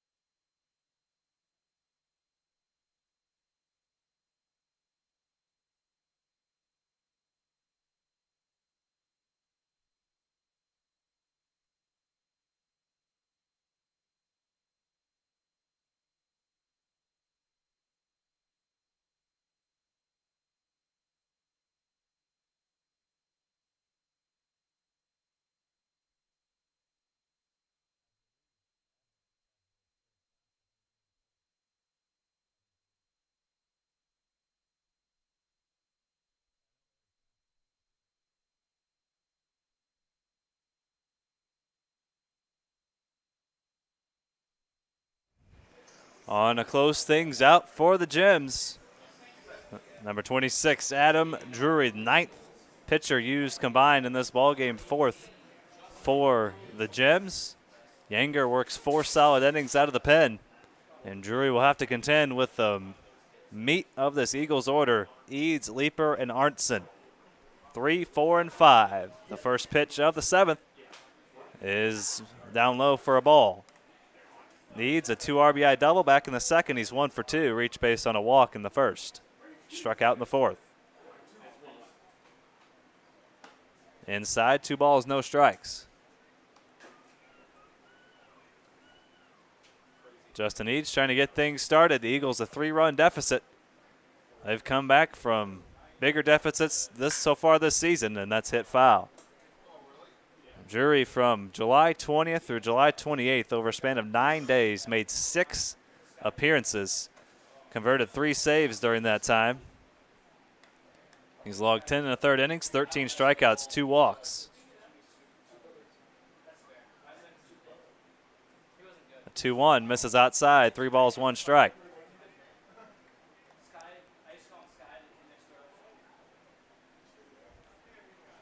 Each trying to get on base to lead off the 7th. Peyton Leeper on deck. The 3-1 coming from Adam Drury. Hit sharply to short. On a hop, Barrymore, strong throw on the first for the first out.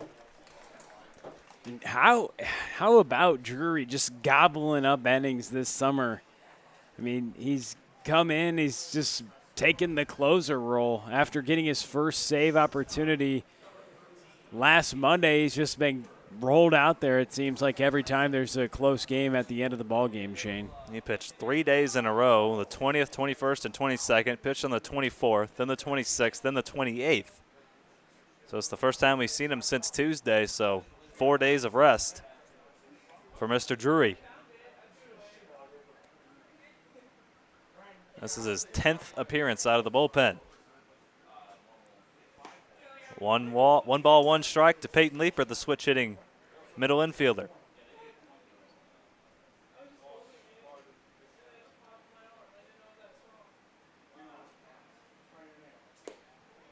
That misses down low.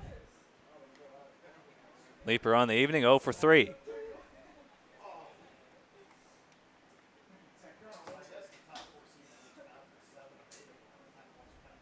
Six straight retired by Gems pitching, and that streak might be broken right here. That's launched into right field, and Peyton Leeper, see you later. A solo home run into the bullpen for Peyton Leeper, and it's 10-8 Gems.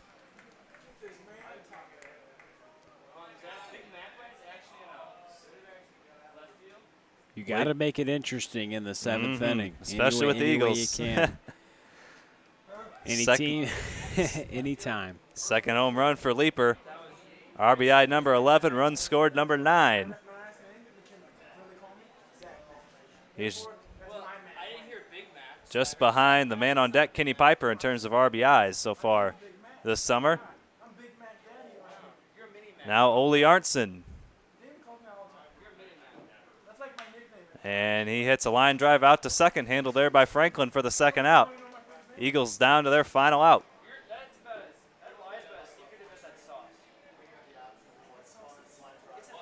Second home run of the summer for Peyton Leeper, and that cuts the deficit to 10-8. Now 18 runs combined between these two ball clubs.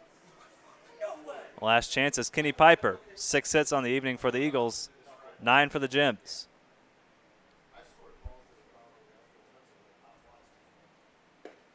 There's a first pitch and a ball to Kenny Piper.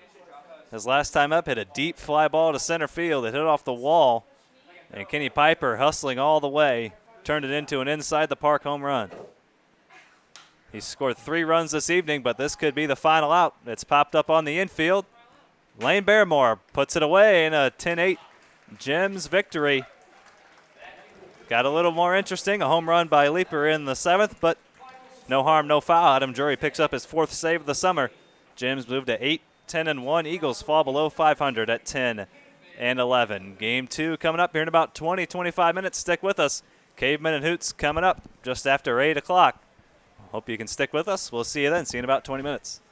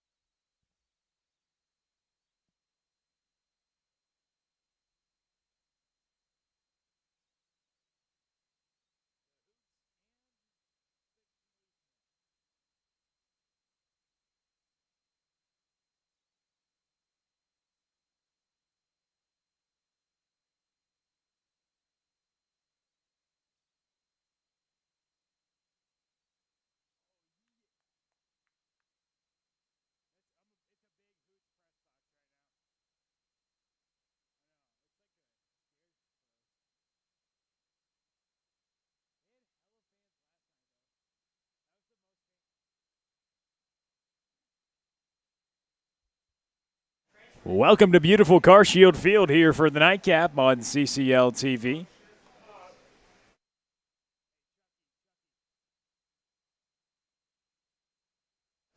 Welcome to beautiful Car Shield Field here for the nightcap on CCL TV. The Cavemen and the Hoots taking on here in the nightcap. Will Connerly alongside Shane Holsey, and we got a baseball doubleheader on tap. This is the second of them. The Cavemen and the Hoots. The lineup for the Cavemen: Tyler Headcamp, the center fielder. Mark Schallenberger to follow, the designated hitter. Seth Halverson, the first baseman, then Luke Mann. Connor Kiffer, Mitch Daniels, Caden Deal, and Brennan Claus and Nick Rose to round out the lineup. He's the catcher. And on the mound, Sam Stewart. Sam Stewart, the right-hander at Maryville University, has some big-time stuff as he's working here on the mound. We'll give you the defensive alignment for the Hoots. Throwing to Andrew Keck, Bastunas at third, Neville at short, Stouse at second, Young is at first, Martin in left, Krogman in center, and Cusimano in right. It's Headcamp, Schallenberger, Halverson, Mann, Kiffer, Daniels, Deal, Claus, and Rose. Welcome to beautiful Car Shield Field. Thanks for joining us here on a beautiful evening. We're excited for some baseball on this Sunday evening, the second of two games we've had here today at Car Shield Field. The nightcap in this doubleheader in the Car Shield Collegiate League. The right-hander comes set, and the first pitch of the game is taken upstairs for ball one. Tyler Headcamp, the center fielder, who's really starting to come around. We've seen him hit the ball with some authority the past few nights, notching his first home run this past week. The 1-0 is grounded to the shortstop, Nick Neville, sure-handed at short, fires it over to first, and there's one out. Mark Schallenberger, the designated hitter who's hitting second tonight, now comes to the plate. Schallenberger plays his college baseball at Evansville, getting an opportunity here in 2020 to play some competition, and as all these athletes have all summer long. We're about a month into this. The season started on July 1st. It's August 2nd now, and they've been going about every single day. As the right-hander Stewart makes quick work of the leadoff hitter Tyler Headcamp. Schallenberger in the box. The big left-handed hitting designated hitter with an open stance and takes the first pitch on the outside black for strike one. Stewart got ahead with the fastball. Stewart getting the signs from Keck. Keck, starting catcher and outfielder at SEMO. The right-hander delivers the pitch, and the breaking ball missed inside. 1-1 strike. Sam Stewart has one of the tighter sliders we've seen in this league from a right-hander. It just sweeps across the strike zone with great authority. That one misses inside. 1-1 strike. The offering misses outside, low and away below the strike zone. 2-1 is the count. Schallenberger, the designated hitter. Big time pop. Huge pull power. We've seen hit it on top of the visiting clubhouse out there in right center field. The 2-1 pitch. Fouled away. And now 2 balls and 2 strikes here in the top of the first. Thanks for joining us tonight. The second game in this nightcap for this doubleheader here on Car Shield Collegiate League TV if you're watching on YouTube. In the top of the first inning, the right-hander facing off against Mark Schallenberger. 2 balls, 2 strikes, 1 out. Stewart comes set, kicks and delivers. Swing and a miss. And Schallenberger set down on strikes. He went with the high fastball as they throw it around the horn. 2 outs as Seth Halverson comes to the plate.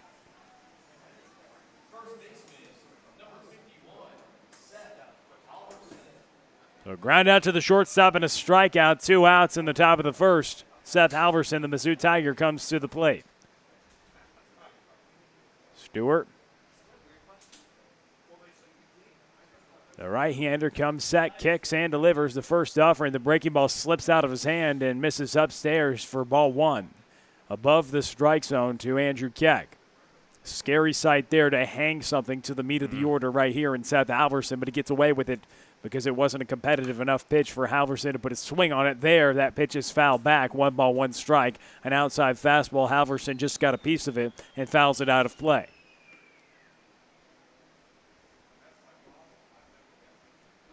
One ball, 1 strike, 2 outs here in the top of the first. Stewart working to Halverson. The right-hander kicks and delivers. Great breaking ball right there. That's the breaking ball we talk about. A swing and a miss from Halverson. 1 ball and 2 strikes.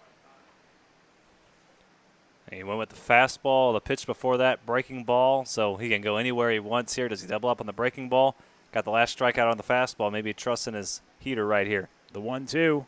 Breaking ball misses inside. 2 balls, 2 strikes.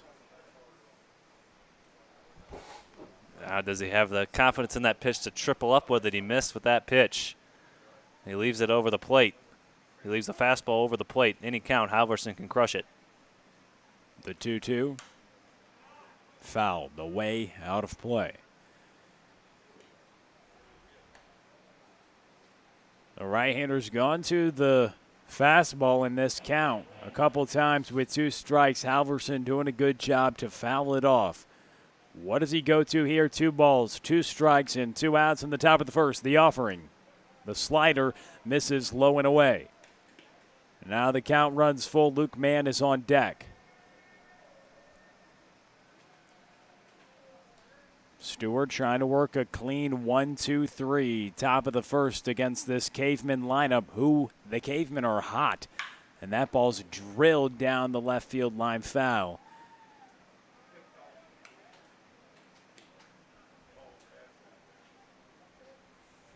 The Cavemen, albeit 5th in the standings, Shane, with 9 wins. They've won 4 games in a row. The first place team, Corn Belters, with 10 wins. But the Cavemen have been hot recently.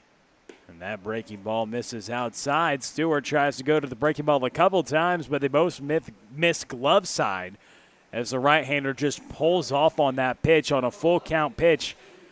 Not going to the fastball. That just shows you the respect he has for the third hitter in this lineup, Seth Halverson. Shane, we were talking before the game, and speaking of respect, a lot of pitchers need to respect Luke Mann. In your eyes, he's been the MVP so far in this league. And he went through a bit of a stretch there for about a week or so where he was kind of struggling to hit the baseball solidly with solid contact, a lot of swings and misses, a lot of pop-ups. Did have the 1 home run, but he's 1 hit the last game, 3 hits the game before that. He got a couple of bloop doubles that kind of dropped in. Maybe that gets him going a little bit. He's still hitting over 400, still one of the better hitters in the league.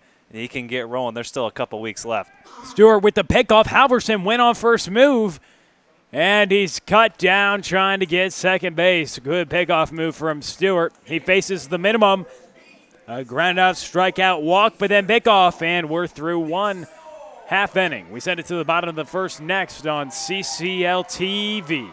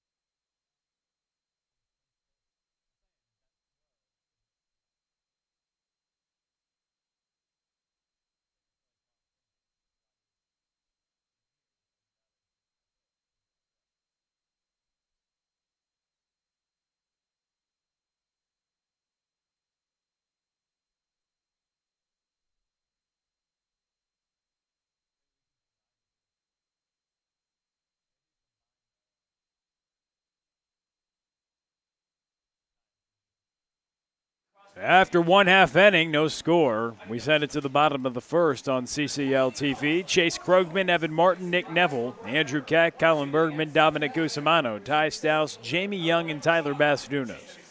That's the order for the Hoots.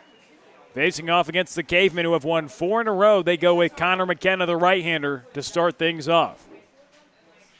First offering from McKenna, swing and a miss from Krogman. First pitch swinging in the bottom of the first. And he wasn't just swinging, he was trying to park that ball out of here, but he extends himself. That pitch was up and above the strike zone. But Krogman, the leading hitter in this league right now, another swing, but he just gets a piece of it. hitting above 400.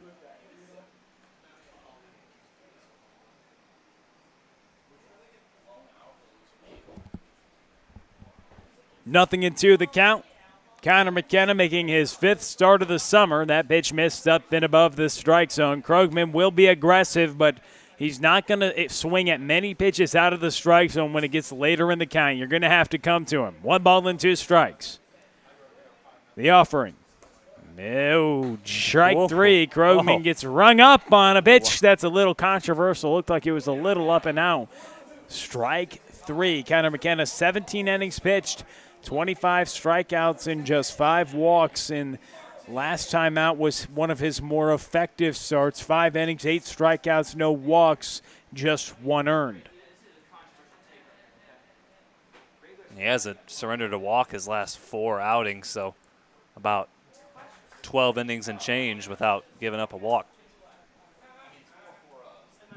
That's a pretty good mark, 25 Ks and just 5 walks on the summer, 17 innings pitched, a 4.9 earned run average. Swing and a miss on Martin, but you mentioned it. He's been filling up the strike zone his last few outings. A 0-2 count after he gets Martin to swing and miss on the changeup. No balls and 2 strikes here in the bottom of the first, no score. The offering, a swing and a miss. Back-to-back Ks to start off the game for McKenna. And that's a case of a guy who his first couple outings got roughed up a little bit, 5 earned runs in both of those outings, but he has pitched spectacularly the past few times he's been on the mound. Just a couple earned runs his last 4 appearances, about 12, 13 innings between those appearances. He's starting to find his groove here late in the summer. Indeed, the first 2 outings weren't the best, but he's definitely turned the tide. 4 outings and just a couple earned runs, making his 5th start of the summer.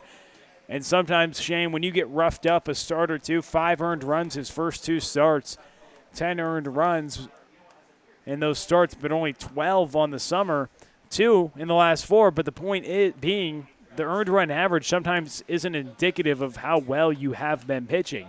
He has a 4.9 earned run average, but the first couple starts really exploit you. And sometimes in a shortened league like this, when you don't play a ton of games, you're not pitching all summer long, a 4.9 ERA might not be as indicative of how he has been throwing the last few outings. A swing and a miss by Neville, and he has his stuff tonight. He's getting a ton of swing and misses early on. He got a couple to Chase Krogman, 1 to Evan Martin, and a couple here to Nick Neville, 1 ball and 2 strikes. That changeup looks good. He's gotten 2 or 3 swings and misses on that pitch. He's pushing and pulling the throttle, keeping these Hoots hitters off balance. The 1-2. Swing and a miss. McKenna strikes out the side. We're through 1. No score from CarShield Field.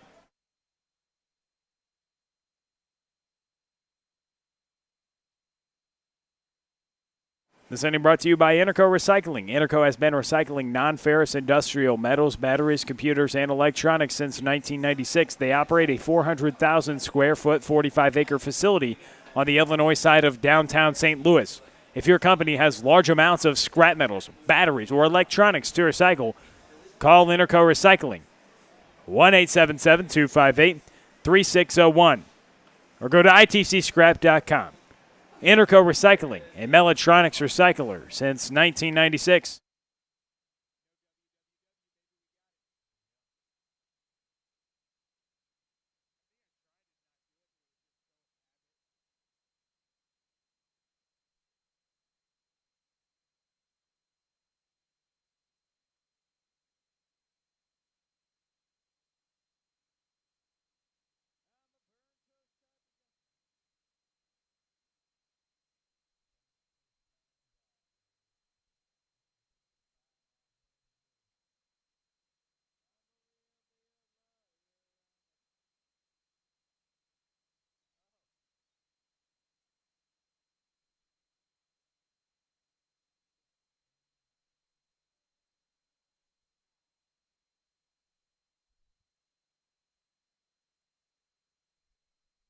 No score after 1 here in the top of the second. Luke Mann, Connor Kiffer, and Mitch Daniels due up. Stewart got a ground out, strikeout, issued a walk, but then picked off Seth Halverson. He faced the minimum in the first. Here in the top of the second, the Maryville University right-hander pitching here for the Hoots this summer, and their pitching staff has been excellent so far this summer. One of the best staffs in the league. through about 10 games, Shane, they had a sub-2 earned run average as a team. It's gone up just a little bit here. It's got a 2.16 earned run average as a team. As that first pitch misses for a ball to Luke Mann. But still, by far, head and shoulders above every other team in the league. The 1-0 is grounded right back to Stewart. Underhand toss over to first base, Jamie Young.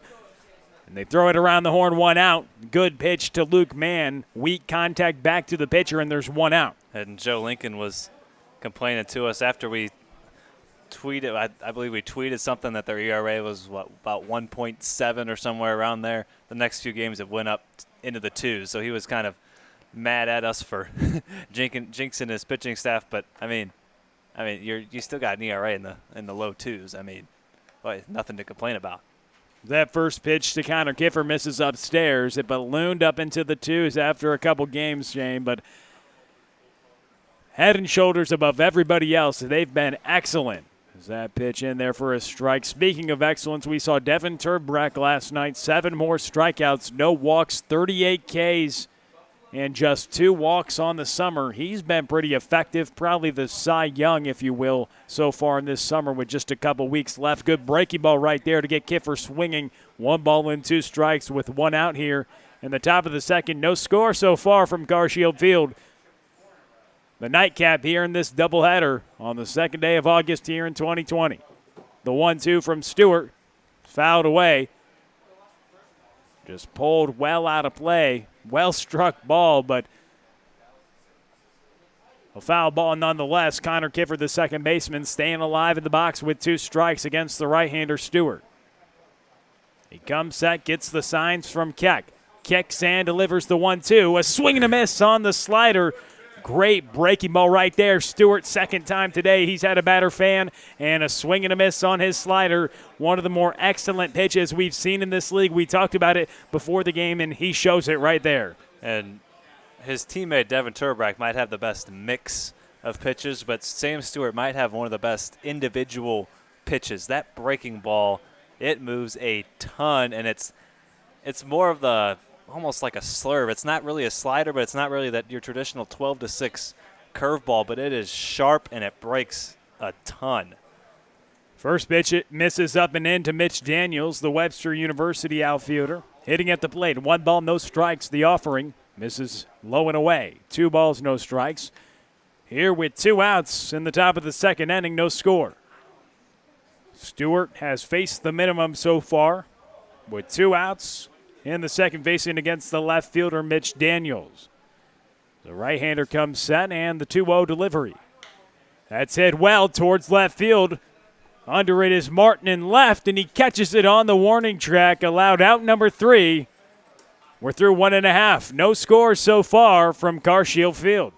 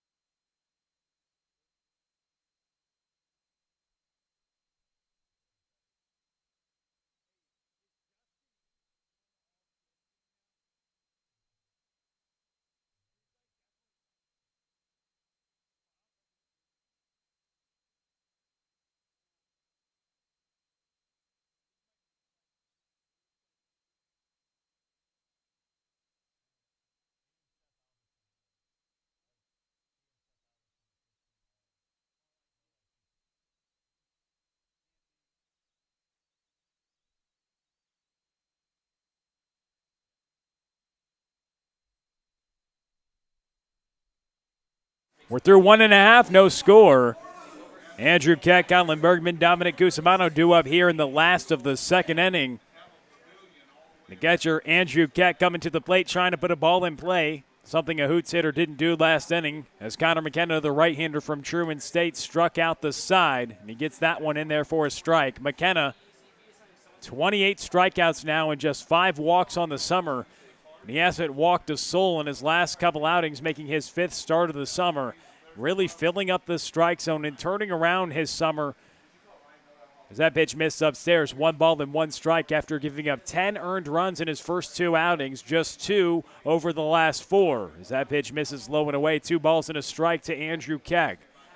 Keck, the cleanup hitter for Joe Lincoln, the manager for the Hoots, and he has some big-time pop to right center field. We've seen him churn around 95 miles an hour twice this summer and hammered it to the bullpen. He was hitting 400 at Southeast Missouri State in 2020 in the shortened season. Really off to a tear as that pitch misses low from McKenna, 3 balls and a strike. The windup and delivery on the 3-1 is fouled away toward the right side. Keck just getting a piece of it as it hits the turf once and then fouls into the stands.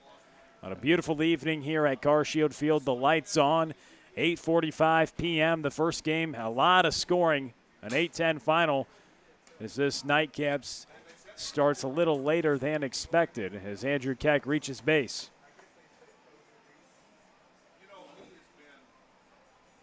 Colin Bergman now coming to the plate, but 18 runs in that first game.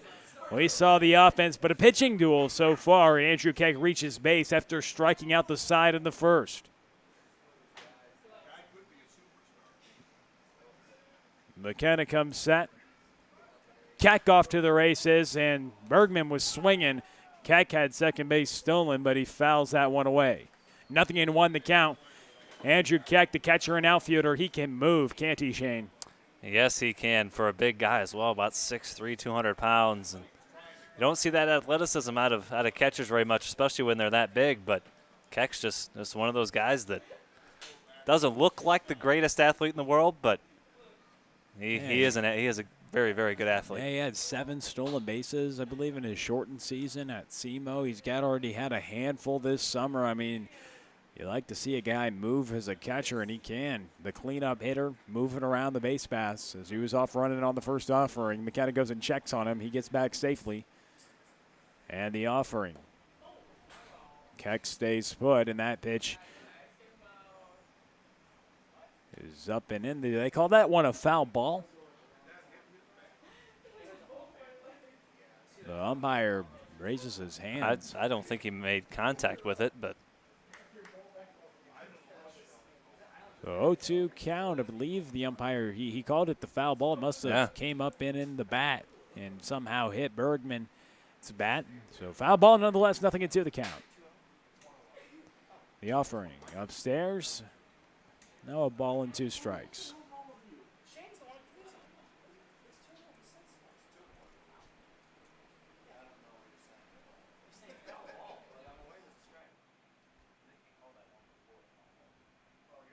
The 1-2 missed up and away. So 2 balls and 2 strikes. Getting some issues worked out with the count on that foul ball, controversial up and in pitch. We thought was a ball at first. The umpire said it was a foul ball. He hasn't said what the count is since, but the 2-2 pitch from McKenna. Strike 3, and Bergman is rung up. Keck gets back to first base. And a good pitch from McKenna, his 4th strikeout of the evening. McKenna 4 Ks, 4 outs, 1 runner on base here in the bottom of the second, 1 on, and Dominic Cusimano to the plate. And when you see McKenna make mistakes, it's going to be in the strike zone. He's not going to miss out of the strike zone very much. He's going to give up his fair share of hits just because he's in the strike zone so much, but he's not going to walk a lot of guys, not going to give guys free bases. He's always around the strike zone. Sometimes he'll get hurt. He'll leave some pitches over the middle of the plate, but you'd rather make him hit the ball than be walking guys left and right. Keck is off. Cusimano swinging, but he slides into second base with a stolen bag. That stolen base is his 7th of the summer, brought to you by the O'Fallon Family YMCA, the Y for healthy living, youth development, and social responsibility. 7 stolen bases on 7 tries for Andrew Keck. 0-1 the count. Dominic Cusimano swinging through the first offering from the right-hander, who comes set. The runner on second base in the bottom of the second, no score. Hoots with a chance to take the lead. That pitch up and away. and a lot of Keck stolen bases. Yes, he runs very well, but a lot of his stolen bases just come from reading the pitcher, reading the timing. He's a catcher. He sees a lot of pitches come in the plate. You see guys like Yadier Molina, one of the slower players in the league, but he steals bases just as he can time up the pitcher and get maybe an extra step before the pitcher sees him. And what do you know? He steals the base by about a step and a half. I mean, it's crucial. If you are slow to the plate, don't mix up your timing. Notice a catcher doesn't have a great throw down. The little things getting there other than speed, along with getting a great jump, what Keck consistently does, will help you swipe more bags. And this ball's hit well toward left. It's down. Andrew Keck's going to come around to score, and the Hoots lead 1-0. Dominic Cusimano with a double with one out in the bottom of the second inning. And this is a pitcher Cusimano would have to love facing. He swings the bat early in the count a lot, doesn't strike out a lot. A guy that throws a lot of strikes that just plays into Cusimano's aggressive nature, and he takes advantage of it there. Just a nice piece of hitting down the left field line. Yeah, he's going the other way. The left-handed hitting Cusimano just strokes that ball down the left field line, and the left fielder, Daniels, just had to go get that one. Cusimano with an RBI double. Stouse first pitch swinging, grounds it to the shortstop, claws across the diamond for an out. 2 away. Cusimano advances to third base. Hoots on top 1-0 here in the bottom of the second inning. And Cusimano read that ball perfectly. It's a ground ball to the left side, but if you see the ball's behind you, you take off for third base. It was a tough play for Claus to go to first, but it would have been even tougher to go to third. So Cusimano, just a nice job of heads-up base running. You're taught as a base runner, if the ball's behind you, take off. Don't hesitate, just go. Chances are you're going to get in safely. And now you can score on a wild pitch instead of having a wild pitch, a balk, pass ball, whatever it may be, as opposed to when you're on second base with 2 outs, they got to get a base hit to bring you in. The first pitch in there for a strike. Young took it. 0-1 the count. The next offering. Miss low. Check swing held up by Young. 1 ball, 1 strike with 2 outs. Runner on third is Dominic Cusimano. Advanced to third on this Ty Stouse. Ground out to the shortstop. That was the second out. 1 ball, 1 strike, 2 outs in the bottom of the second. A 1-0 Hoots lead. That ball's hit well toward right field. And it drops. Caden Deal can't get to it. And Jamie Young's going to round second and motor into third base. We giving that an error, a hit. Caden Deal coming up on that play. What do you think, Shane? He didn't get a great jump on it. He didn't get any leather on it. That's a boy. You're giving that a triple, though? What did the official scoring? E7? E7? E9, excuse me. So an E9 on the play, and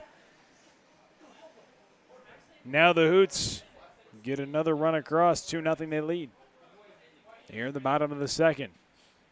McKenna coming set and delivering the pitch upstairs. 1 ball, no strikes as Tyler Bastunas to the plate. The third baseman, the 9th place hitter in the lineup, Chase Krogman on deck. A 2-0 ball game, Hoots on top. Here in the last of the second inning, the 1-0. Fouled back to the screen. 1 ball, 1 strike with 2 outs. And again, McKenna, he's not going to get beat on the free pass. He's going to get hit by guys putting the ball in play, and he leaves the ball over the plate. That's where his mistakes are, and credit to the Hoots just taking advantage of that. They know he's going to be around the zone. They've seen his stuff. So they need to be aggressive in the strike zone and not fall behind in too many counts, and that's what they've been doing, just putting the ball in play. You saw Cusimano's double down the left field line, just taking the ball the other way. And that play with Jamie Young, hit it well, just take it the opposite way. That ball's popped up toward the second baseman. And the first baseman, Halverson, will get it. 3 outs through 2-0 Hoots on Garcio Collegiate League TV.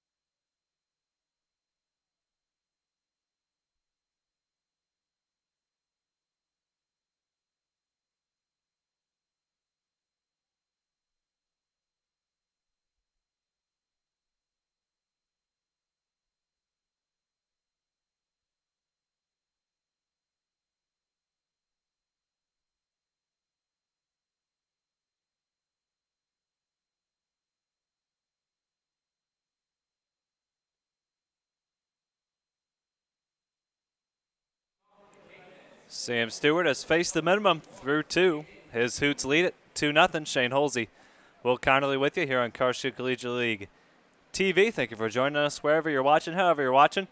Thank you for tuning in. Drop in the live chat. Hit us up on social media. Let us know where you're watching from. We'd love to hear from you.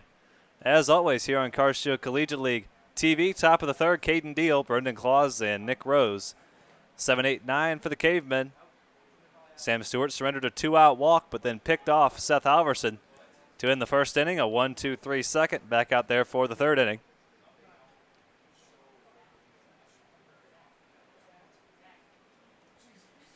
One ball, one strike to Deal. The offering is belted to right field. That's down the line. Will it stay fair? Yes, it will. It sneaks inside the foul pole and a home run for Caden Deal, and the Cavemen are on the scoreboard. We were thinking about this Caveman offense starting to get going on a 4-game win streak, Shane, but they have done it with the bats. They get going here with a home run. That's a great response, Shane, after surrendering 2 runs in the bottom of the second. Caden Deal just sneaks it over the wall, just inside the foul pole down the right field line. And that makes it 2-1. Deal's first homer of the summer. 6th RBI and 5th run scored. And now he gives way to Brendan Claus, hitting in the 8th spot, playing shortstop.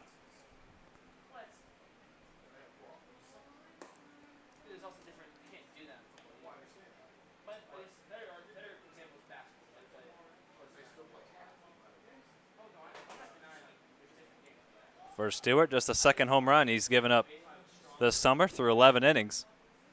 And that's swung through by Claus for strike 3. So 3 strikeouts through 2 1/3 for Sam Stewart. Blew him away with the high fastball, and now the 9th place hitter, Nick Rose, the backstop.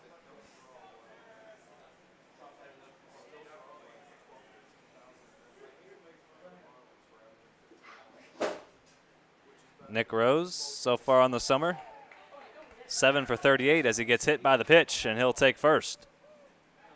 So that's how you get on base for the top of the lineup. And he gets hit by the first pitch, and now the leadoff hitter, center fielder Tyler Headkamp.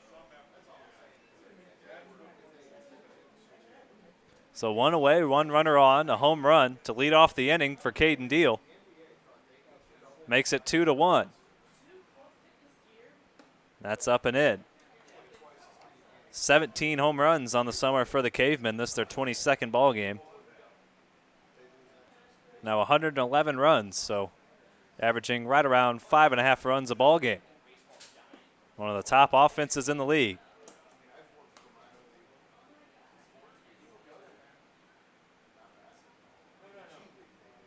One ball, one strike. Nick Rose on first base after being hit by the pitch. The 1-run from Stewart. Fouled out of play. Headkamp grounded out to shortstop to lead off the ball game. If he does the same thing here, it would likely end the inning. Stewart looking for the double play. Although it's just the middle innings, Nick Rose representing the tying run on first base. 1 ball, 2 strikes. The offering from Sam Stewart. Fastball fouled straight back. Good job by Headkamp there to stay alive any way he can. I mean, with Stewart's slider, he's probably got to be expecting that, but, I mean, he was very tardy and just put the barrel out there, try to get a piece of it. He did just that, extends the at-bat, 1 more pitch. There's the breaking ball blocked nicely by Keck. Keeps Rose from advancing a base.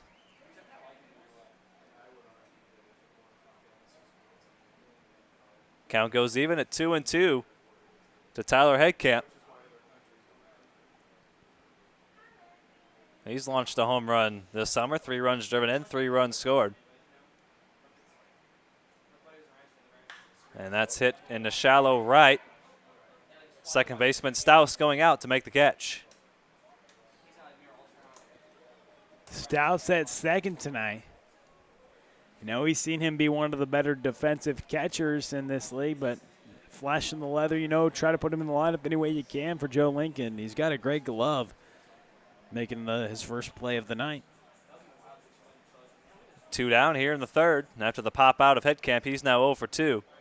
And now the second plate appearance for Mark Schauenberger. He swings at the first pitch and fouls it out of play. Struck out swinging against Stewart back in the first. Hits with a runner on first, 2 away. Hit by pitch of Nick Rose, a home run to lead off the inning for Caden Deal. His first of the summer, just inside the right field foul pole over that big wall in right field. He takes Stewart deep. Second home run Stewart's given up this summer. A check on Rose at first, and he's out. Stewart picks off his second runner of the ball game. And what a way to end the third inning. He's ended 2 of the first 3 innings on a pickoff. How about that? We're through 2.5. Hoots coming to bat. They lead it 2-1.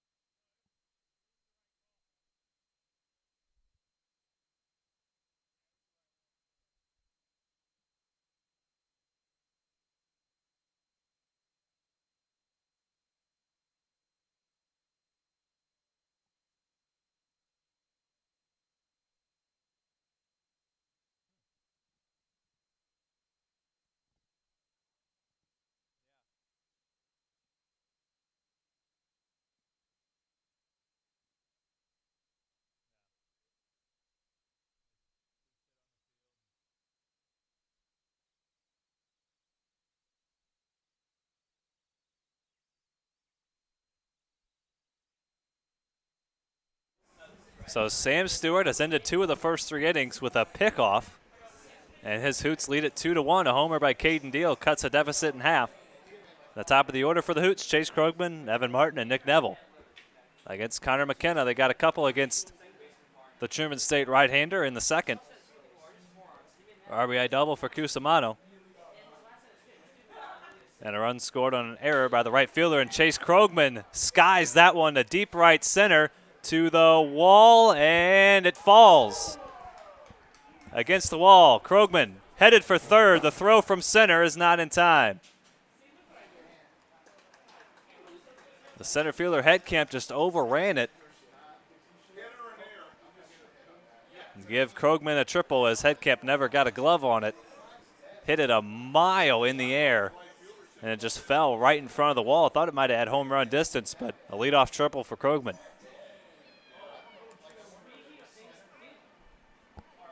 Man, we've seen some odd plays in the outfield so far this game. The ball that gets past the right fielder off the bat of Jamie Young, and then that fly ball falls on the warning track. So now Evan Martin with the runner on third and nobody out. And he hops out of the way.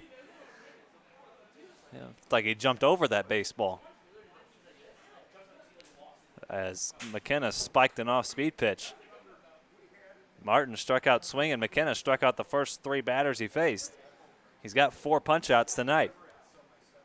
The 1-0. Swinging a foul tip.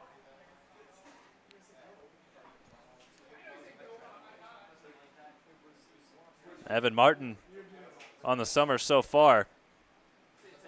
A .354 hitter, getting on base about 41.5% of the time. Just a couple of extra base hits.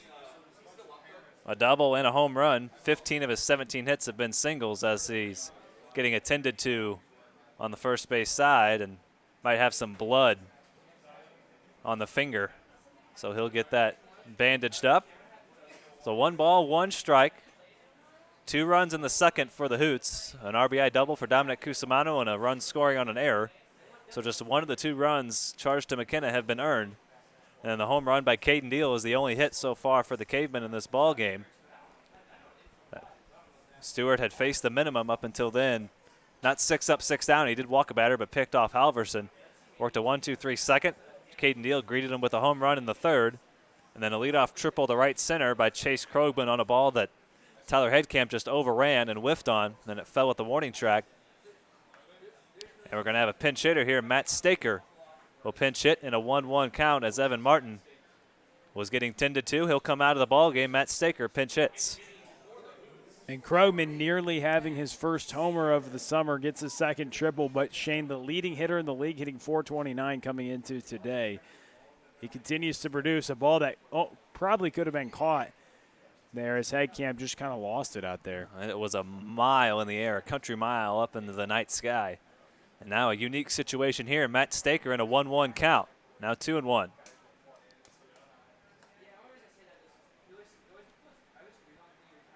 What's your mentality as a hitter when you're coming off the bench like this? You don't really expect to come off the bench this early, and especially in the middle of an at-bat. Just kind of one of those freak incidents where you have to come in right off the bench and really with no preparation, no warm-up whatsoever. Well, right now you're just trying to do a job. Get a guy in any way you can. Now it's 2 balls and 2 strikes. You've seen a couple pitches now. Get Krogman in. The leadoff triple needs to score for the Hoots. The 2-2. Upstairs, a check swing didn't go. Count goes full at 3-2 to the pinch hitter, Matt Staker. So Joe Lincoln has to go to his bench right away. The 3-2. Broken bat, hit out the second. And I thought about coming home with it, did Kiffer, but he'll take the sure out at first base and RBI for Staker. Boy, he might have had Krogman if he would have thrown that ball home. You wonder if maybe he didn't have a grip on that. He'll take the easy out, but a run for the Hoots. It's 3-1. RBI for Staker. It would have been close play, but I agree, Shan. I mean, Kiffer coming around, maybe tough angle, want to get the sure out earlier in the game. So now 3-1 Hoots, and now Nick Neville steps up to the plate. Hope everything's okay with Evan Martin. Just looked like something on his hand. Don't know if he cut his finger open, maybe broke a nail or something. We're not entirely sure. 1 ball, no strikes to Nick Neville. A check swing and a strike. Neville struck out swinging his last time up to end the first. He comes in with 1 out, nobody on. Leadoff triple for Krogman. He scores on the ground ball. The 1-1 from McKenna outside. And on that last play, Krogman had to hesitate for just a split second to make sure that ball wasn't going to be caught. And by the time Kiffer fielded the ball, Krogman was only about halfway to home plate, but Kiffer decided to take the easy route to first base. It would have been close had he gone home with it. Krogman runs well, but he didn't get a great jump as he had to make sure the ball wasn't going to be caught. But nonetheless, he scores to make it 3-1 here in the third. 2-2 count on Nick Neville. Now 3-2.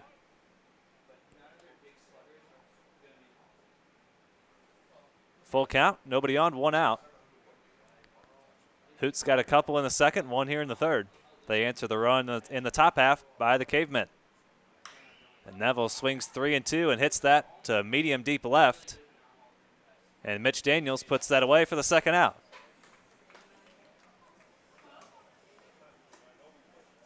Neville might have swung at ball 4, but in a 3-2 count, got to swing at anything close. Don't want to go down looking. Especially with the umpire's zone that he's had tonight. It's been bigger. You know, he's more has a pitcher's zone tonight rather than one that favors the hitters. And he probably was aware of that second time around. And McKenna spikes that one to Andrew Keck.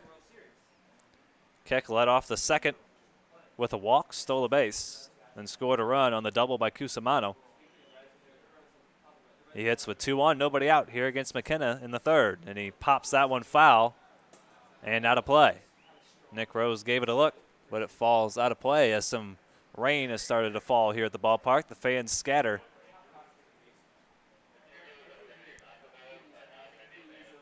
Just out of nowhere. Some raindrops starting to fall, not raining entirely hard yet. It's coming down fairly good. A little pop-up shower. Likely won't last much time. I mean, just a little sprinkling right now, Shane. Swing and a miss by Keck. 2 balls, 2 strikes. Now, in the event that we would have to go into a delay, if we get through 3.5, so if we get through the top half of the 4th, the game would become official if it were to be called. And that's it down the first base line and fair. Extra bases for Andrew Keck. And the ball gets stuck under the fence down. I think it rolled under the fence in the right field corner. We've seen that before this summer. That happened a couple of weeks ago down in right field. I believe Ty Stouse was in right field when that happened. As the ball rolled under the fence, there's a chain link fence just to the right of that big wall in right field. And there's a gap underneath the fence just big enough for a ball to roll through. A ball doesn't get down there very much with the wall jutting out the way it is and the angle to which a ball would have to be hit down there, but a ground rule double for Andrew Keck. He's 1 for 1. Just snuck it inside the first base line. Third hit of the ball game for the Hoots. 1 run, 1 hit, no errors, or 1 error rather for the Cavemen.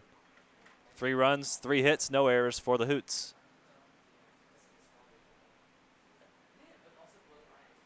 Rain starting to fall a little bit harder as Will Bradley will go have a word with the right-hander McKenna.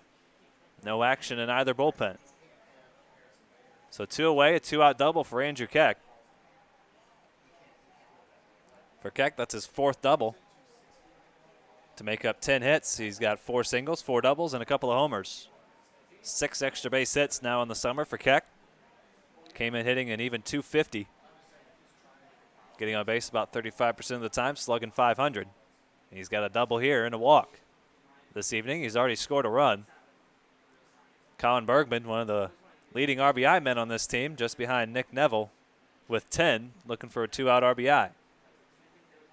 Bergman starting to swing the bat well as of late. Was off to a bit of a slow start. He's got the average up over 230. Getting on base about 41% of the time, and he's driven in 10. Multiple hits in 2 of his last 3 games. He had 2 hits last night against the Gems, a 2-for-4 night. Drove in a run. The 0-1 from McKenna. Popped up on the infield, drifting out into right. And now drifting back onto the infield, Connor Kiffer puts it away, so a 2-out double for Keck, but nothing doing after that. The Hoots do get a run in the inning. We head to the 4th, 3-1 Hoots.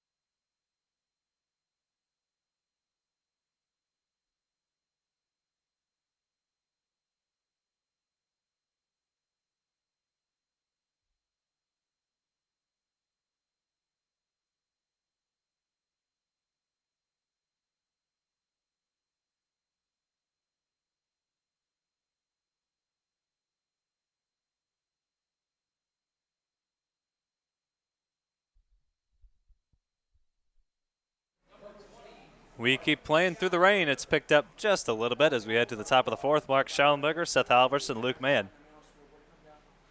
Mark Schallenberger was at the plate when Nick Rose was picked off first base. So Schallenberger leads off against Sam Stewart, who fires in a ball. 1 ball, no strikes.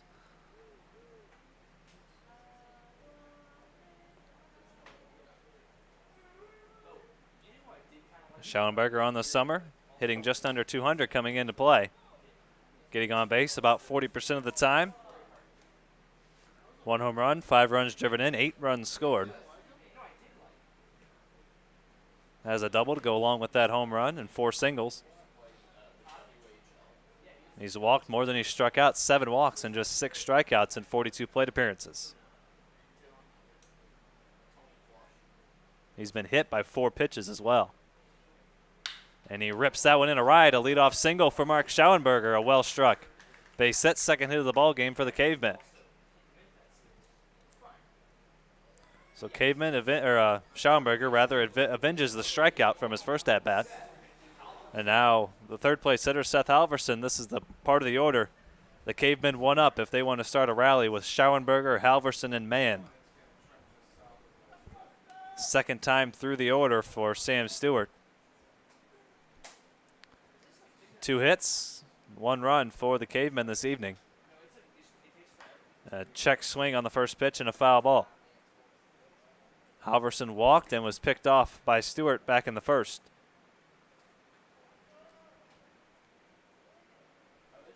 Halverson entering play this evening. 10 hits and 39 at-bats, 4 homers, 17 runs driven in.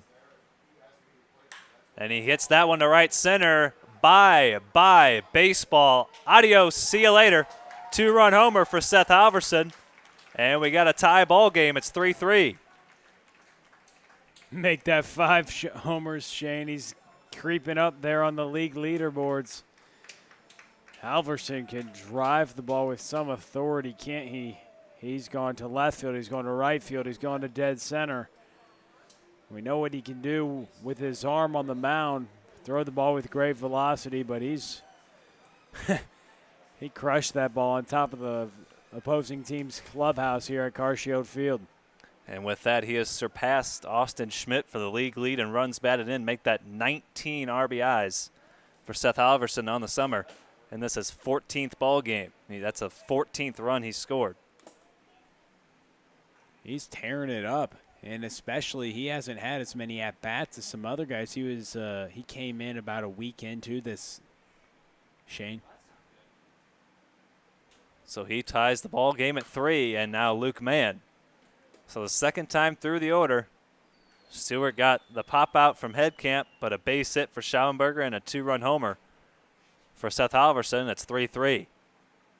Man, he leads the league now in RBIs, Shane. He's one behind Schmidt for the league lead in homers.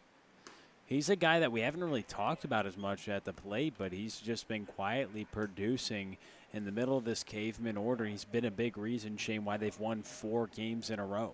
They're trying to get back to 500, and if they can win this evening, come in at 9-10-2. Hoots 9-8-2. And a swing and a miss there from Mann for strike 3. Keck tosses on to first, 1 away here in the 4th. Rain letting up just a little bit, still falling.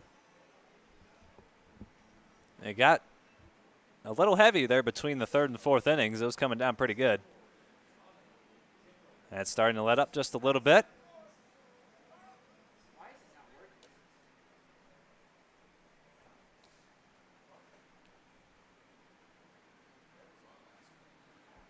A 3-3 ball game. That breaking ball from Stewart misses up and into Connor Kiffer, 1 away here in the 4th.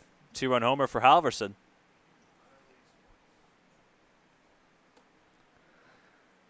3-3 ball game, and a ball outside. So all the Cavemen runs coming on home runs. A solo shot for Caden Deal, his first, and Seth Halverson's 5th, have tied the ball game. That's chop foul. 2 balls, 1 strike. 3 hits on the evening for the Cavemen. Each team now with 3 runs on 3 hits.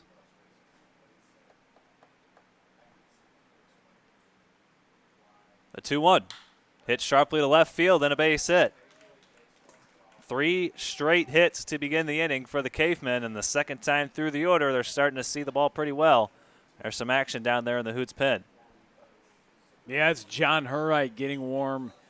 The right-hander, he made his debut, last week and had a pretty good outing on the mound. And Shane, we potentially will see him here pretty quick. Already 3 hitters getting on base to start this inning, 3 straight hits. Well, actually, the strikeout of Luke Mahan. So now 3 hits and 4 hitters. My apologies.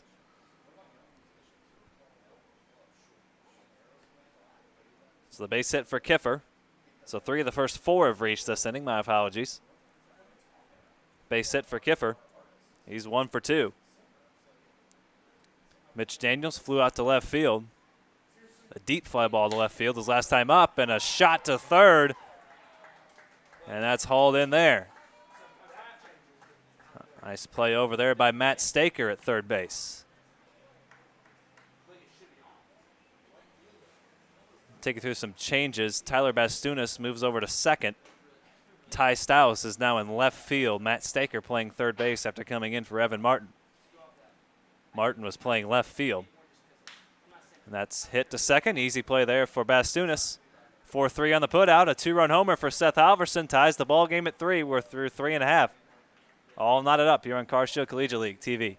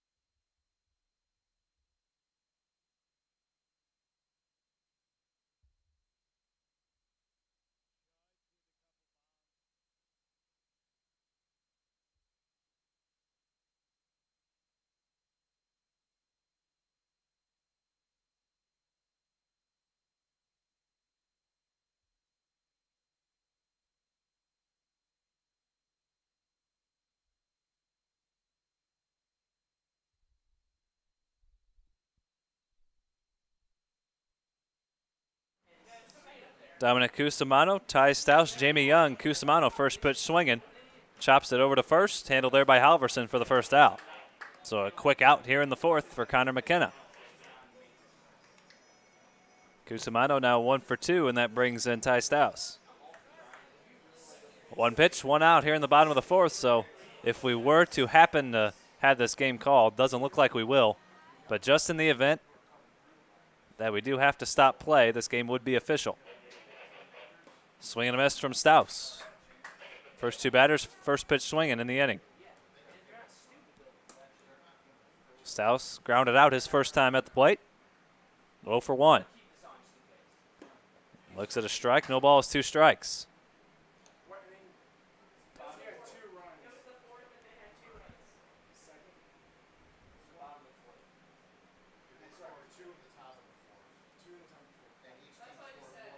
The 0-2 swung on and missed. So it's taken McKenna just 4 pitches to get a ground ball and a strikeout. Staus now 0 for 2. 5th strikeout for McKenna through 3 2/3. And he's walked just 1. Just a couple of earned runs. The 1 run is unearned. The guy at the plate right now, Jamie Young, hit a ball to right field. That got past Caden Deal, was scored an E9. So no RBI for Jamie Young. He's 0 for 1. 2 balls, no strikes to the Melbourne, Australia native. A couple of GLVC foes squaring off here. Connor McKenna of Truman State. Jamie Young headed to Maryville. That's hit on a couple of hops out to Brendan Claus. 3 up, 3 down, a quick inning for Connor McKenna. It takes him just 7 pitches to get through the 4th, and we're headed to the 5th. All knotted up at 3 here on Carshield Collegiate League TV.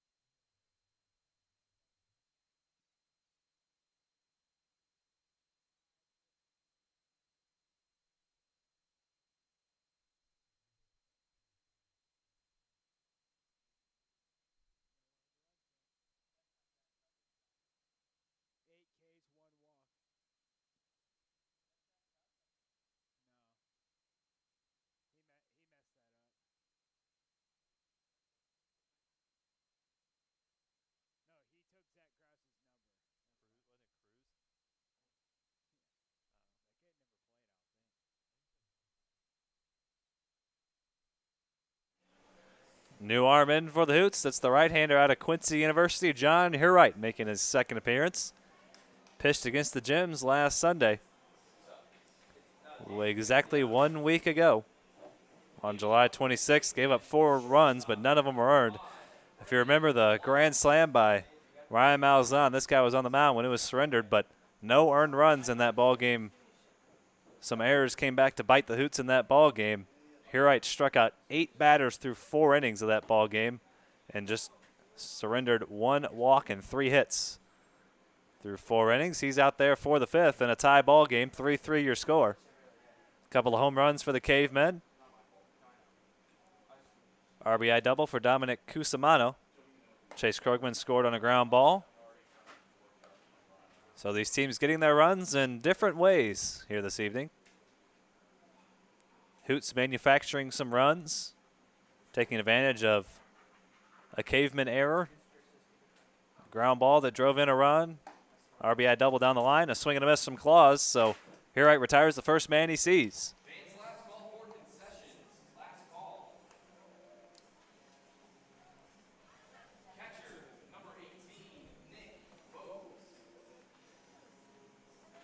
That he has good stuff, Shane. We know he has big-time strikeout stuff. Struck out 8 hitters in 4 innings of relief last time against the Gems. First pitch to Nick Rose is a strike. Hurwright just 1 appearance at Quincy University this spring. He's battled some arm trouble in the past.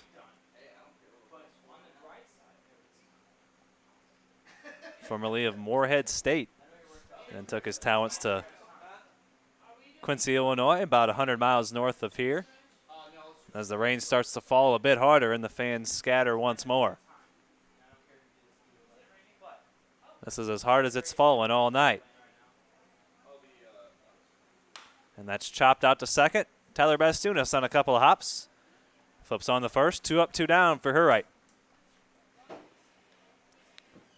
And his job here in the fifth, keep things where they are. Get the Hoots in the dugout and try to come on and extend this game. If Hurright remembers this, he had his job last time. 4 innings in relief last time. He had to finish that game. It went extra innings, and the Hoots ultimately tied that ball game. So that's kind of his job here. Hopefully give it back to the Hoots offense and try to win the ball game.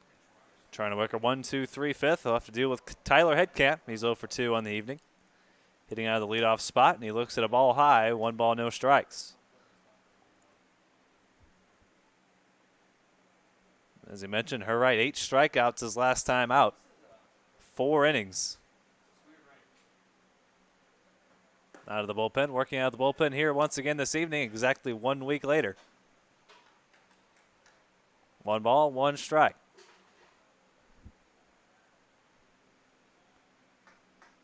The 1-1 to Tyler Headcamp. Swing and a miss. Got him to chase it. And he's 1 strike away from working a 1-2-3 frame.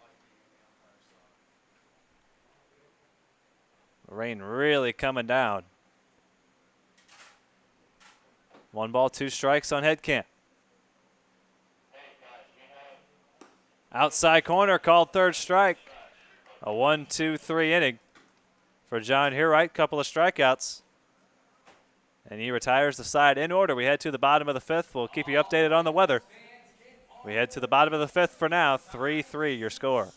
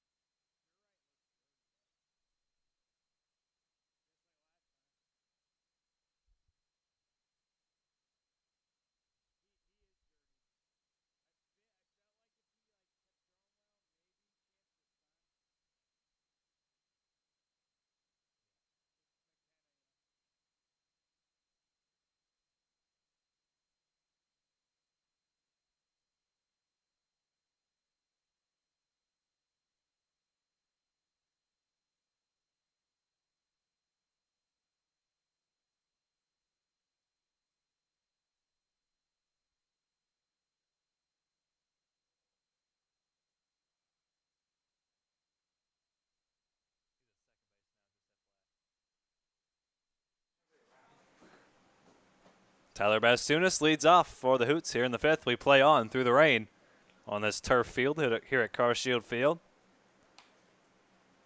Rain really started to come down last half inning. And Bastunas chops that one foul. 1 ball, 1 strike. Connor McKenna working into the 5th for his 2nd straight outing. Worked 5 complete his last time out. 1 earned run, 8 strikeouts. Just a couple of earned runs here this evening. 2 of those 3 runs on the scoreboard are earned. Facing Tyler Bastunas. On the top of the order, Chase Krogman and Matt Staker.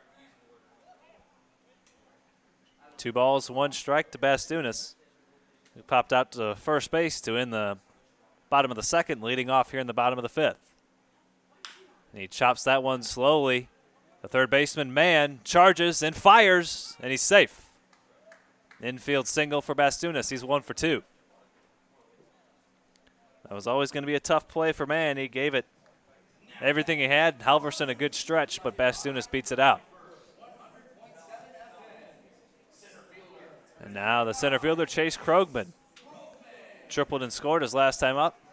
1 for 2 on the evening. The league's leading hitter coming into play, hitting almost .430. 1 for 2 nights so far. He swings at the first pitch and fouls it away.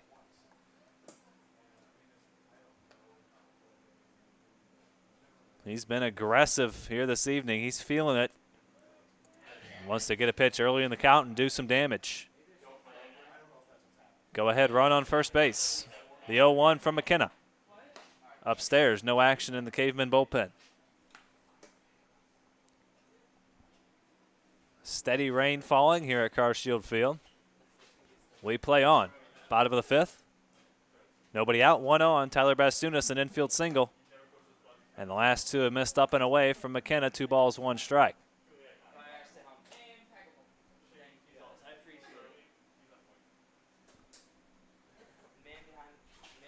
Two and 1 to Krogman, see if he can do some damage.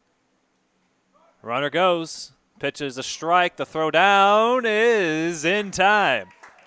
A 1-hop strike down to second. And Rose catches Bastunas for the first out.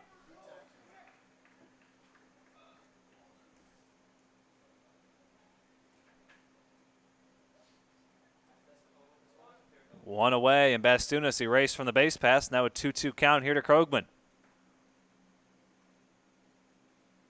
Swing and a miss. So 2 pitches to go. The Hoots had a runner on first with nobody out, and a caught stealing, and now a strikeout. Now there's 2 away. A couple of strikeouts on the night for Krogman. And give McKenna 6 strikeouts on the night. That pitch misses high to Staker. Entered the ball game for Evan Martin back in the third. Martin had to leave with an apparent hand injury. Not entirely sure what it was, but he did have to leave the ball game. Staker came into the ball game. He's playing third. Tyler Bastunas is playing second. Ty Souse goes from second base to left field. 1 ball, 1 strike on Staker. Head out to second. Easy play there for Connor Kiffer. Connor McKenna's through 5. Solid work so far from the Truman State right-hander. He's settled into this ball game. We head to the 6th. Will Connerly will tell you about the 6th and the 7th here on Carshield Collegiate League TV, all knotted up at 3.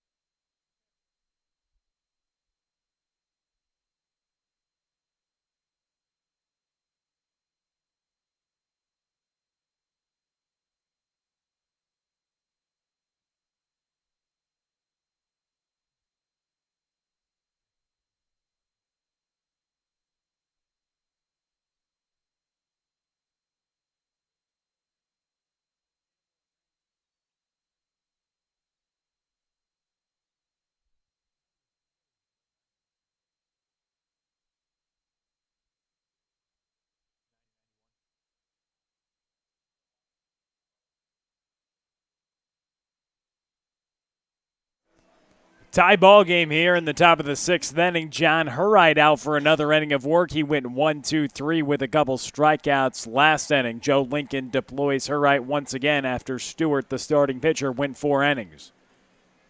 Here in the top of the 6th, 2-3-4 due up for the Cavemen. Schaumburger, Halverson, and Mann.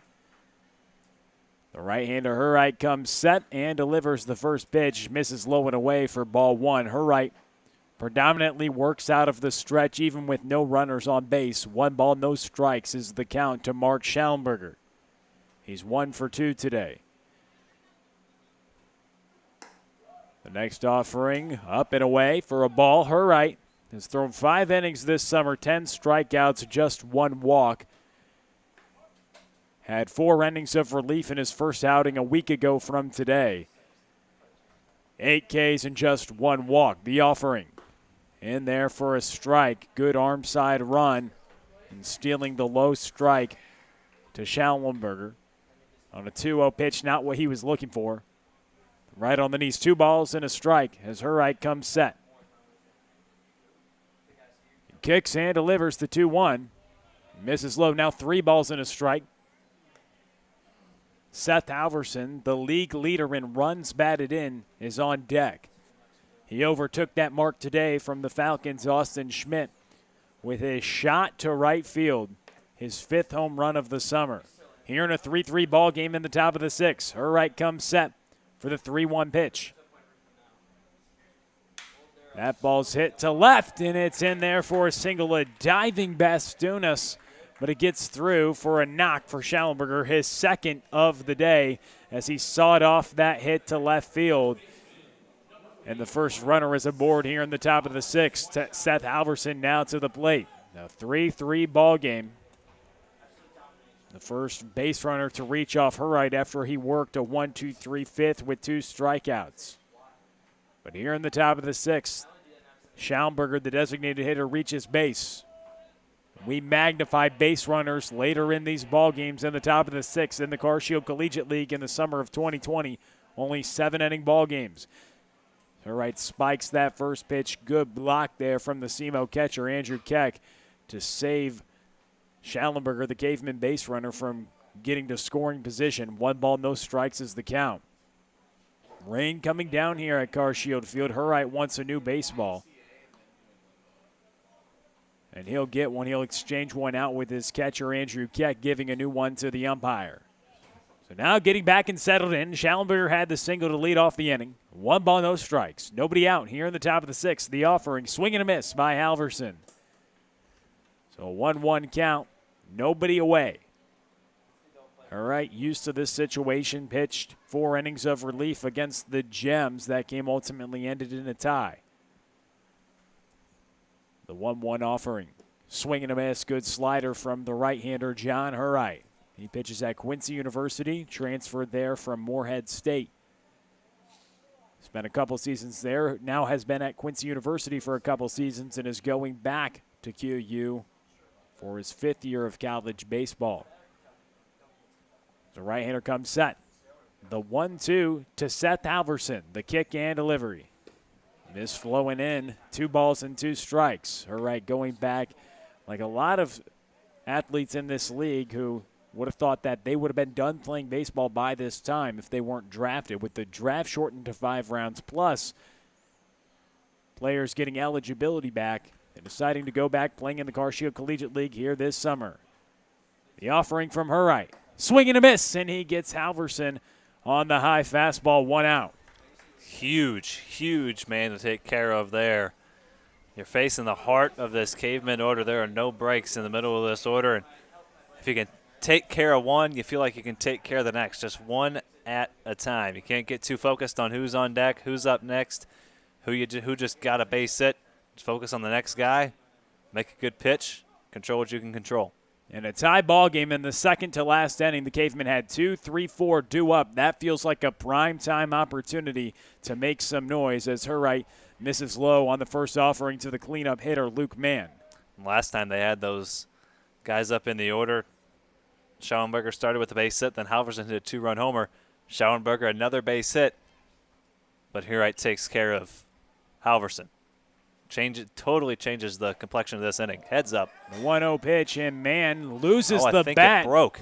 It goes and hits off the netting that above the dugout that typically will be there for foul balls to protect them from going into the stands, but the bat is the one that hits that. It protects bats as well from flying into the stands, and it hits down on the dugout and actually breaks. So he needs a new piece of lumber, and the bat slipped out of his hand. 1 ball, 1 strike.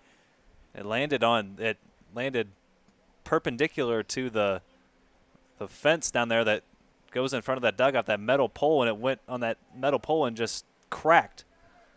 Hit off the netting and came down straight down on that pole and just cracked. I don't think I've ever seen that. Here in the top of the 6th, 1 ball, 1 strike, tie ball game.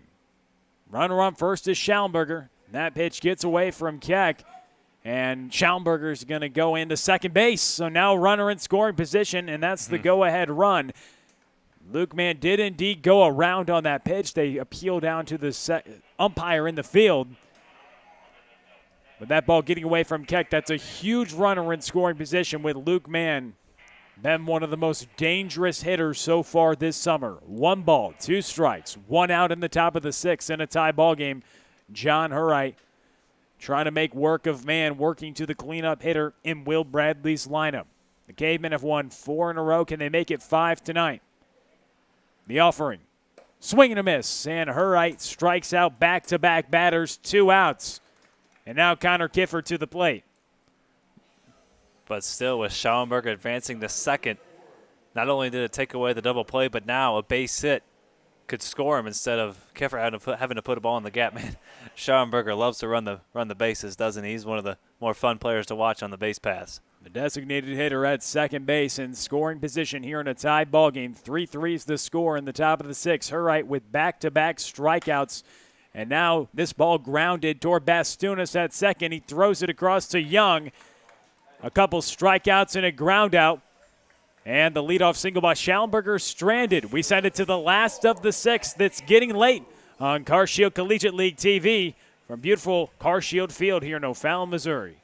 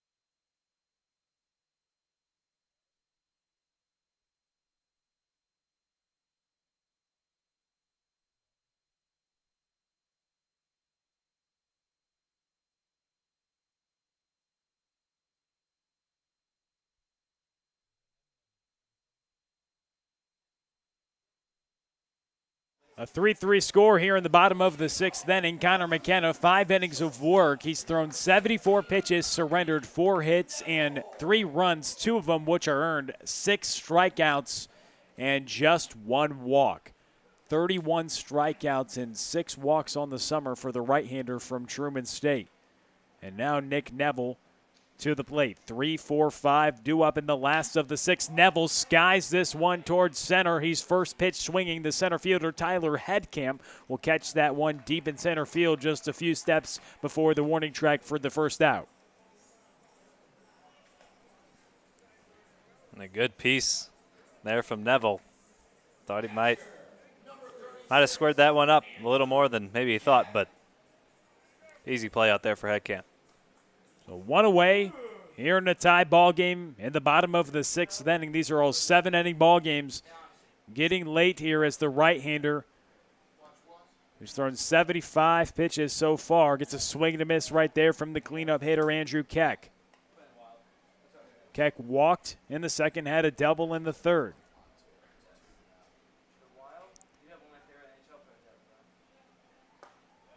Another strike taken right there. Keck swung through the first breaking ball and then takes that breaking ball for a strike. Nothing into is the count with 1 out. McKenna getting the signs from Rose and delivers the pitch and misses outside for ball 1. 1 ball, 2 strikes, 1 out in the bottom of the 6th. It's a 3-3 ball game. And the 1-2. Ball's fouled away to the right side. The Hoots scored 2 in the bottom of the 2nd and 1 in the bottom of the 3rd inning. Here in the bottom of the 6th, they have the meat of the order up. Neville flew out to center field to start off the inning. Now Andrew Keck in a 1-2 count against the right-hander Connor McKenna. The delivery. Swing and a miss. Sam McKenna, back-to-back batters. He retires to start off this inning. He's really found a groove. He had a 1-2-3 4th, a 1-2-3 5th, and has got the first 2 hitters retired here in the 6th. He's on a roll. About 8 of the last 9 he's set down. Just the infield single by Bastunas has been it the last time through the order. That pitch in there for a strike. Connor McKenna really filling it up. We talked about it at the top of the broadcast. 10 runs allowed in his first 2 starts, but 2 ever since coming into tonight, making his 5th start. He had 1 relief appearance in there. But he had only walked just 2 hitters after those first 2 outings. And he's really been filling up the strike zone tonight. 0-2 is the count to the designated hitter, Colin Bergman. Swing and a miss, and Connor McKenna is rolling. We're through 6 on CarShield Collegiate League TV. We send it to the 7th. From CarShield Field, we're tied at 3.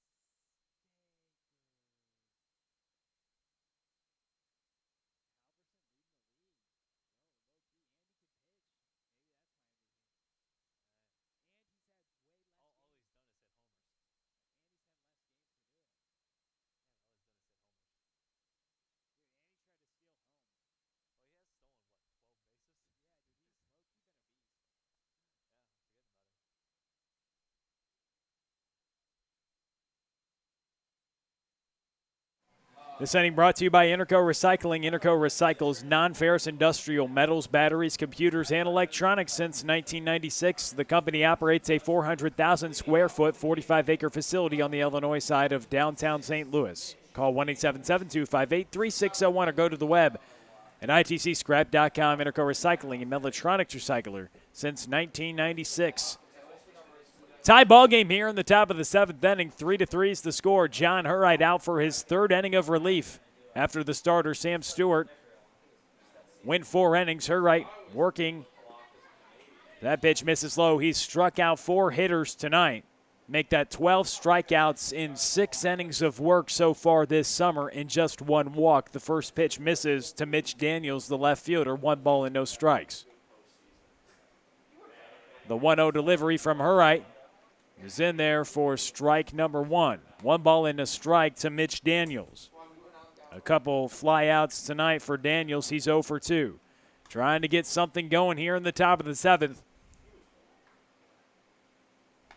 Hurright trying to keep things where they are as this ball is popped up. Andrew Keck comes up to go back to get it, but it's out into the stands, the first row. Now a ball and 2 strikes to Mitch Daniels. Hurright trying to keep things where they are. He's already thrown a couple scoreless frames out of the bullpen. And if he can keep the Cavemen at bay here, the Hoots with a chance to walk it off in the bottom of the 7th and end the Cavemen's 4-game win streak. They'll have to do it. That ball is fouled away. Potentially out of the bullpen, but Connor McKenna, man, he's been good so far today. They do have action in the Cavemen bullpen. You wonder if that's if McKenna gets in trouble or if his night is over. We shall see, but Connor McKenna has been grooving tonight. Really, his last 4 starts have been electric. 1 ball and 2 strikes. Hurright getting the signs, working here to Daniels in the top of the 7th. The pitch. Swing and a miss, and Hurright, it just got a piece of it. Daniels did just a little tap of it right there.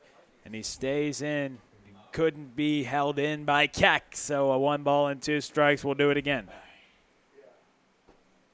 Daniels staying alive with 2 strikes as Hurright went to the fastball. So we do it again, 1 ball, 2 strikes in the top of the 7th. To lead off this inning, Daniels trying to get on base. The 1-2. Miss low, now make it 2 balls and 2 strikes. Any way you can here in the last inning of the ball game. If we're tied, we go to 1 extra inning, and if we're tied after that, they deem the ball game as a tie. In the top of the 7th, you're in a tie ball game. 3-3 is your score. The Cavemen have just used the long ball to get their runs tonight. A 2-run shot from Halverson. As that ball is popped up in the air to center field, Krogman is under it. And then a Caden Deal home run. So the 3 runs have all come off the home run as that's Daniels is retired for the first out. The pop out to the center fielder, Chase Krogman. Now Deal, the man who hit that solo shot in the 3rd inning, comes to the plate here in the top of the 7th with 1 out in a tie ball game. And Hurright's really had some good stuff out of the bullpen. He looks very, very, very sharp. He does, but he's pointing to his elbow now. He calls Andrew Keck out there, and now he calls Joe Lincoln out and the training staff out, so you really hope things are okay. He's been one of the more electric arms we've seen so far this summer. Good fastball coupled with a good slider, so you really hope everything's okay. In the Car Shield Collegiate League, of course, you want to be cautious with pitchers and their arms. There is action in the bullpen, but he starts to point to his elbow after that pop-up to center field, and it looks like his evening for surely would be over. It indeed is, and we hope he's okay. His night is through. We'll give you updates as they come, but right now in the top of the 7th, there's 1 out and a relief pitcher coming into the ballgame to face Caden Deal. We're all knotted up at 3 on Car Shield Collegiate League TV.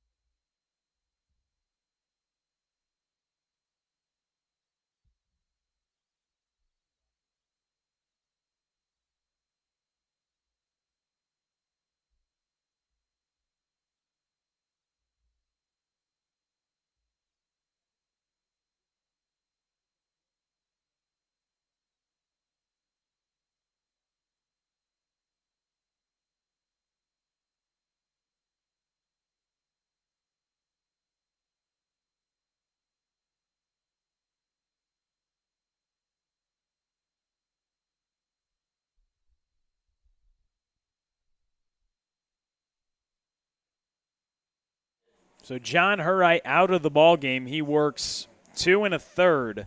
He comes out. He was pointing to his elbow. He looked over to the dugout. Joe Linking and the training staff tended to him. And Brady Walker now comes out of the bullpen. He's been nails all summer long. He's thrown 13 2/3, 17 strikeouts in just 2 walks. His earned run average is .5. His whip is .87.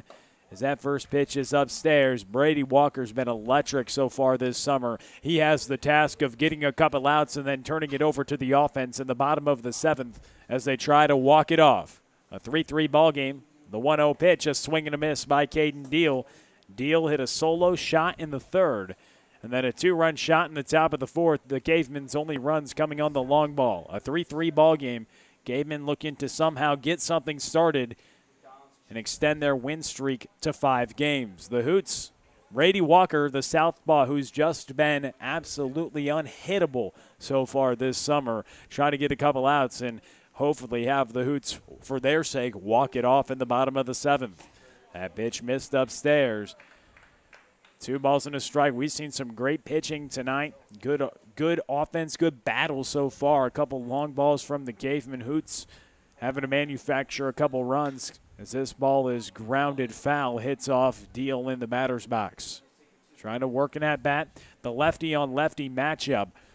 A tough matchup for anybody against Brady Walker, but it makes it even harder as the southpaw faces off against the left-handed hitting right fielder, Caden Deal. Deal hit one deep out of play for a home run.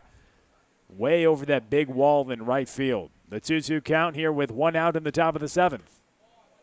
This is inside, and Deal will reach base. Rather, that was a 3-2 count, and he'll be on first with 1 on and 1 away in the top of the 7th as Brendan Claus comes to the plate.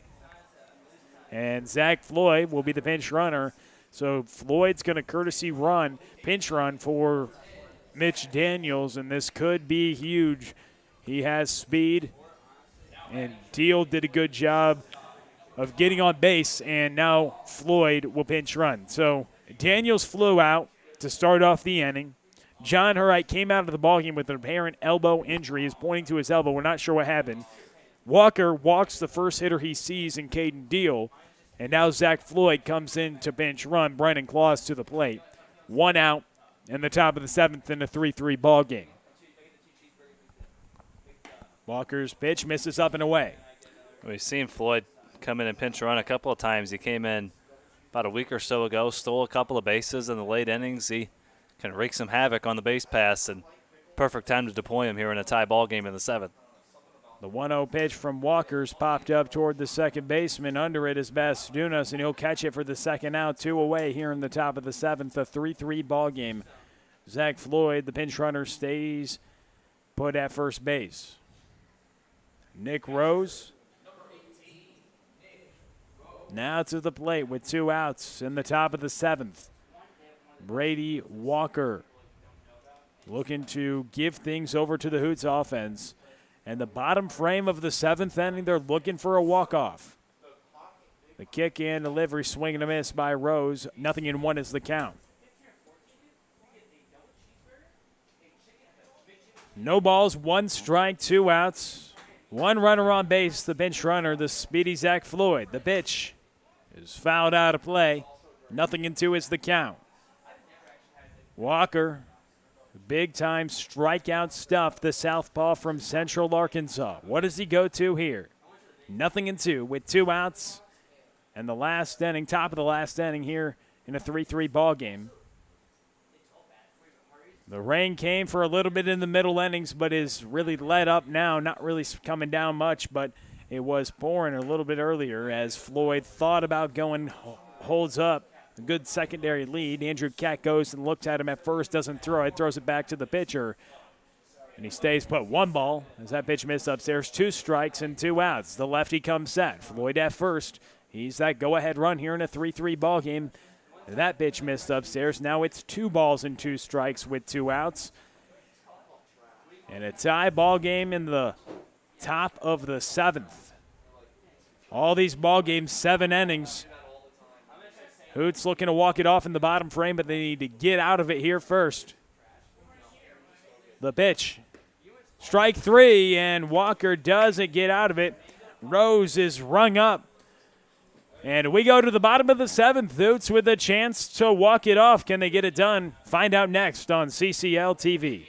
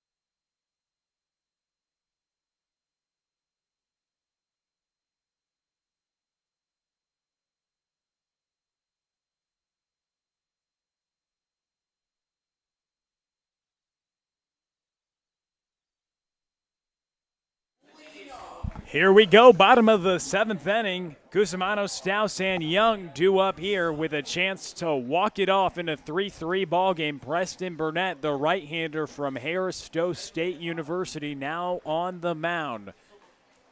For the Cavemen, they're trying to send it to extra innings, which would be the 8th inning. If it's tied after that, it would be a tie for both teams. Hoots looking to walk it off here in the bottom of the 7th. The first pitch to Cusimano is in there for strike one. 0-1 the count. Cusimano had a double in the second, then came around to score. He scored on a Jamie Young ball that was hit to right field. It was a tough play for Deal, ultimately ruled an E9. The pitch. In there for strike two, the right-hander, a couple quick strikes on fastballs, and now Cusimano behind in the count, 0-2. The hitter on deck is Ty Stouse. Burnett getting the signs from Rose. He comes set. Kicks for the 0-2 pitch. Missed up and away, 1 ball and 2 strikes. Dominic Cusimano, the Indiana State Sycamore, looking to get on base any way he can here in the home half of the 7th inning as the Hoots look to walk it off. 1 ball, 2 strikes. It's Cusimano here starting off the bottom of the 7th. The pitch, swing and a miss, and Cusimano is retired on strikes. Burnett makes quick work of Cusimano on 4 pitches and gets him swinging on an inside fastball. Back-to-back left-handed hitters up here in the bottom of the 7th inning. Ty Stouse, the second one. Cusimano was retired swinging, and now Stouse comes to the plate. In the bottom of the 7th inning, in a 3-3 ball game, Burnett comes set. The first offering is in there for strike one. Looked like it was a little up and out, but they call that one a strike. 0-1. Can Ty Stouse show shades of his brother Wade Stouse? We've seen him park balls out of the ballpark. If he could do one here, it would win the ball game. The offering. Missed low, 1 ball and a strike. Preston Burnett seemed like he really stole that first offering and looked a little up and out. Stouse, and everybody agreed. It seemed like that call obviously went to the way of the pitcher, but now the count back even, 1 ball and 1 strike. Jamie Young on deck here in the bottom of the 7th. The pitch. Missed up and out. Just looked like a similar spot to that first offering, but this one called a ball. 2 balls and a strike as the right-hander Burnett looking to make work of the Hoots in the bottom of the 7th and send this thing to extras. Hoots looking for a walk-off. 1 swing could win it. Here in the last of the 7th inning in a 3-3 ball game. The right-hander comes set and delivers the pitch. It's fouled away. So 2 balls and 2 strikes. And now Stouse tries to protect with 2 strikes. And trying to get on any way you can.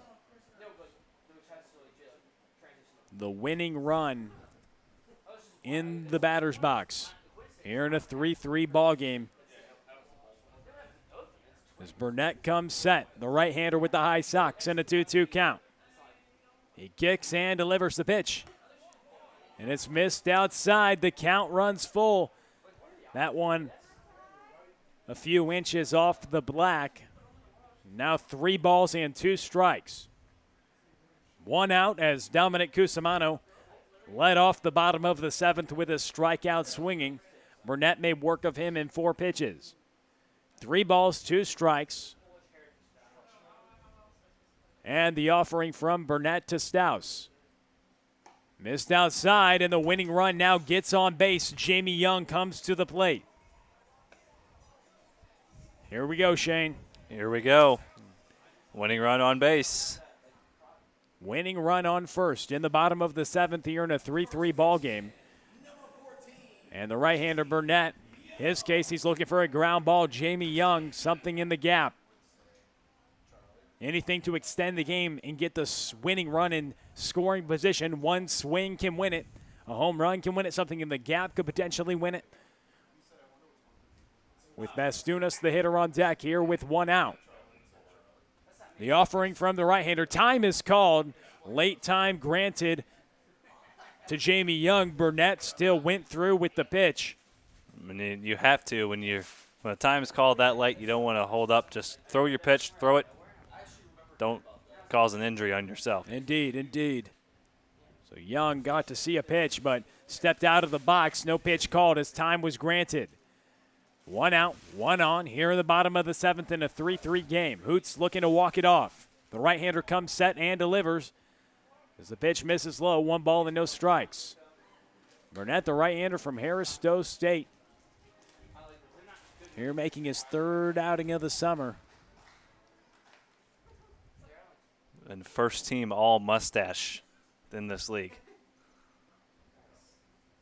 The mustache, the high socks, as the right-hander comes set. Working here against Jamie Young. Pitch up and in, now 2 balls and no strikes. A dangerous count here against the first baseman, the two-way player who's committed to go to Maryville next season. An important pitch. Now Nick Rose wants to talk to Burnett to see how they're going to approach Jamie Young. 2 balls, no strikes, 1 out. Winning run on first base in the bottom of the 7th inning. In a 3-3 ball game, Jamie Young in the box. On deck is Tyler Bastunas.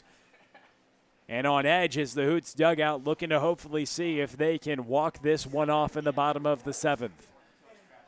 We've been deadlocked at 3-3 ever since the top of the 4th inning when Seth Halverson hit a 2-run shot. Young at the plate in a 2-0 count. Burnett comes set. The 2-0. In there for a strike. 2 balls and a strike as Burnett painted the black with a fastball. The inside part of the plate, he came to Young. 2 balls and a strike. Still a hitter's count for the first baseman. The 2-1 from Burnett. Up and in now, 3 balls and a strike. And he's 1 pitch away from walking Young, and that would put the winning run in scoring position. A big hitter's count for Jamie Young. Anything in the zone likely to get a fastball and drive something. Could have a potential game-winning play at the plate. What do we see here? 3 balls and a strike. The right-hander comes set and delivers the pitch. It's in there for strike number 2. Young and that was right down the middle, right down Broadway, if you will. Now the count runs full. 3 balls, 2 strikes, 1 out. And what do we see here? Maybe a 3-2-1 blast off. You never know with Jamie Young here in the bottom of the 7th inning in a 3-3 ball game. Stouse the winning run at first base. The right-hander Burnett comes set, and the payoff pitch awaits.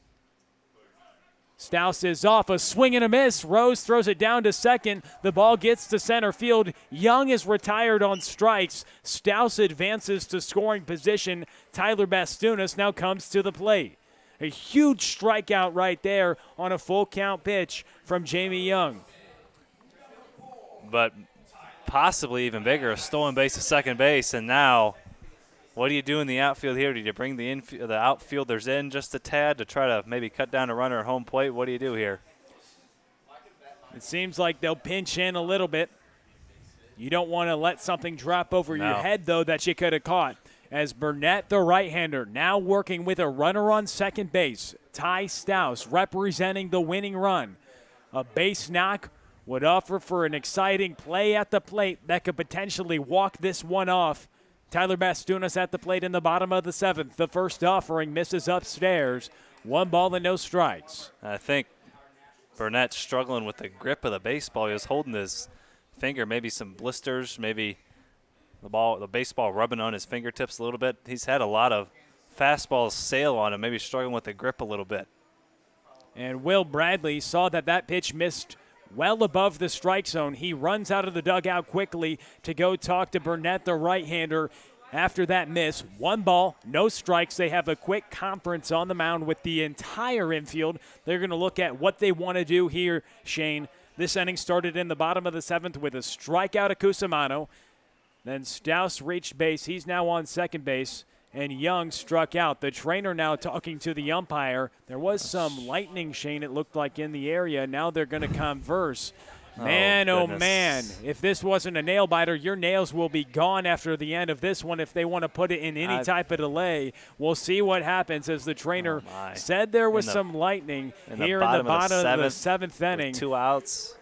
Two outs, a 1-0 count. Ty Stouse, Shane, the winning run on second base. Burnett is going to just get some tosses on the mound while the trainer talks to both umpires. Tyler Bastunas is patiently waiting outside the batter's box, holding that lumber, potentially seeing if he can get a game-winning walk-off hit here in the bottom of the seventh inning. We're tied at 3, and they want to see if we can potentially finish this ball game.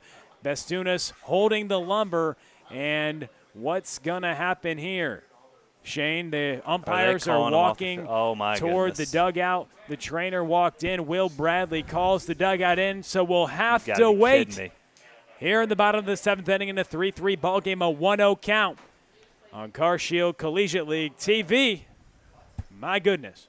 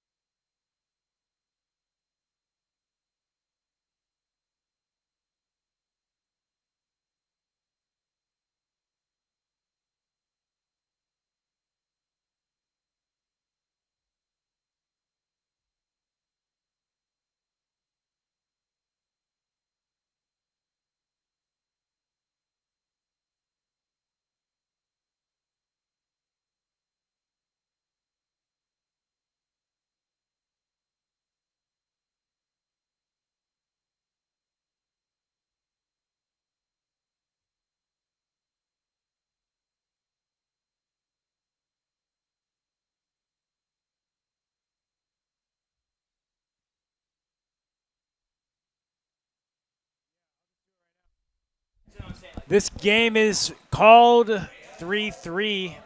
We will update more when we know more, but we don't know much right now. We just know there was a delay with a runner on second base in the bottom of the last inning in a 3-3 ball game. Shane, it's been fun working with you this summer. Final sign-off for me. Kevin Thomas taking over on Monday, but unique way to end it. But For sure. Not sure what they're going to do about this. I believe they're just going to call it a tie. It's a complete game, yep. Yep, we just saw them sit in the dugout for about 20 minutes, and they, I guess, kind of say screw it and leave. So interesting way to end it. But Shane, it's been fun working with you for the last time this summer. For Shane Olsey and Charlie Bornoff, appreciate it, and everybody tuning in this summer. We'll have a good night. Stay safe, and let's get through this weather. And best of luck the rest of the way with Mr. Thomas. Thank you. I appreciate it. Always a pleasure. Always a pleasure. Always you know is, that. man. It's been fun. Well, good night, everybody.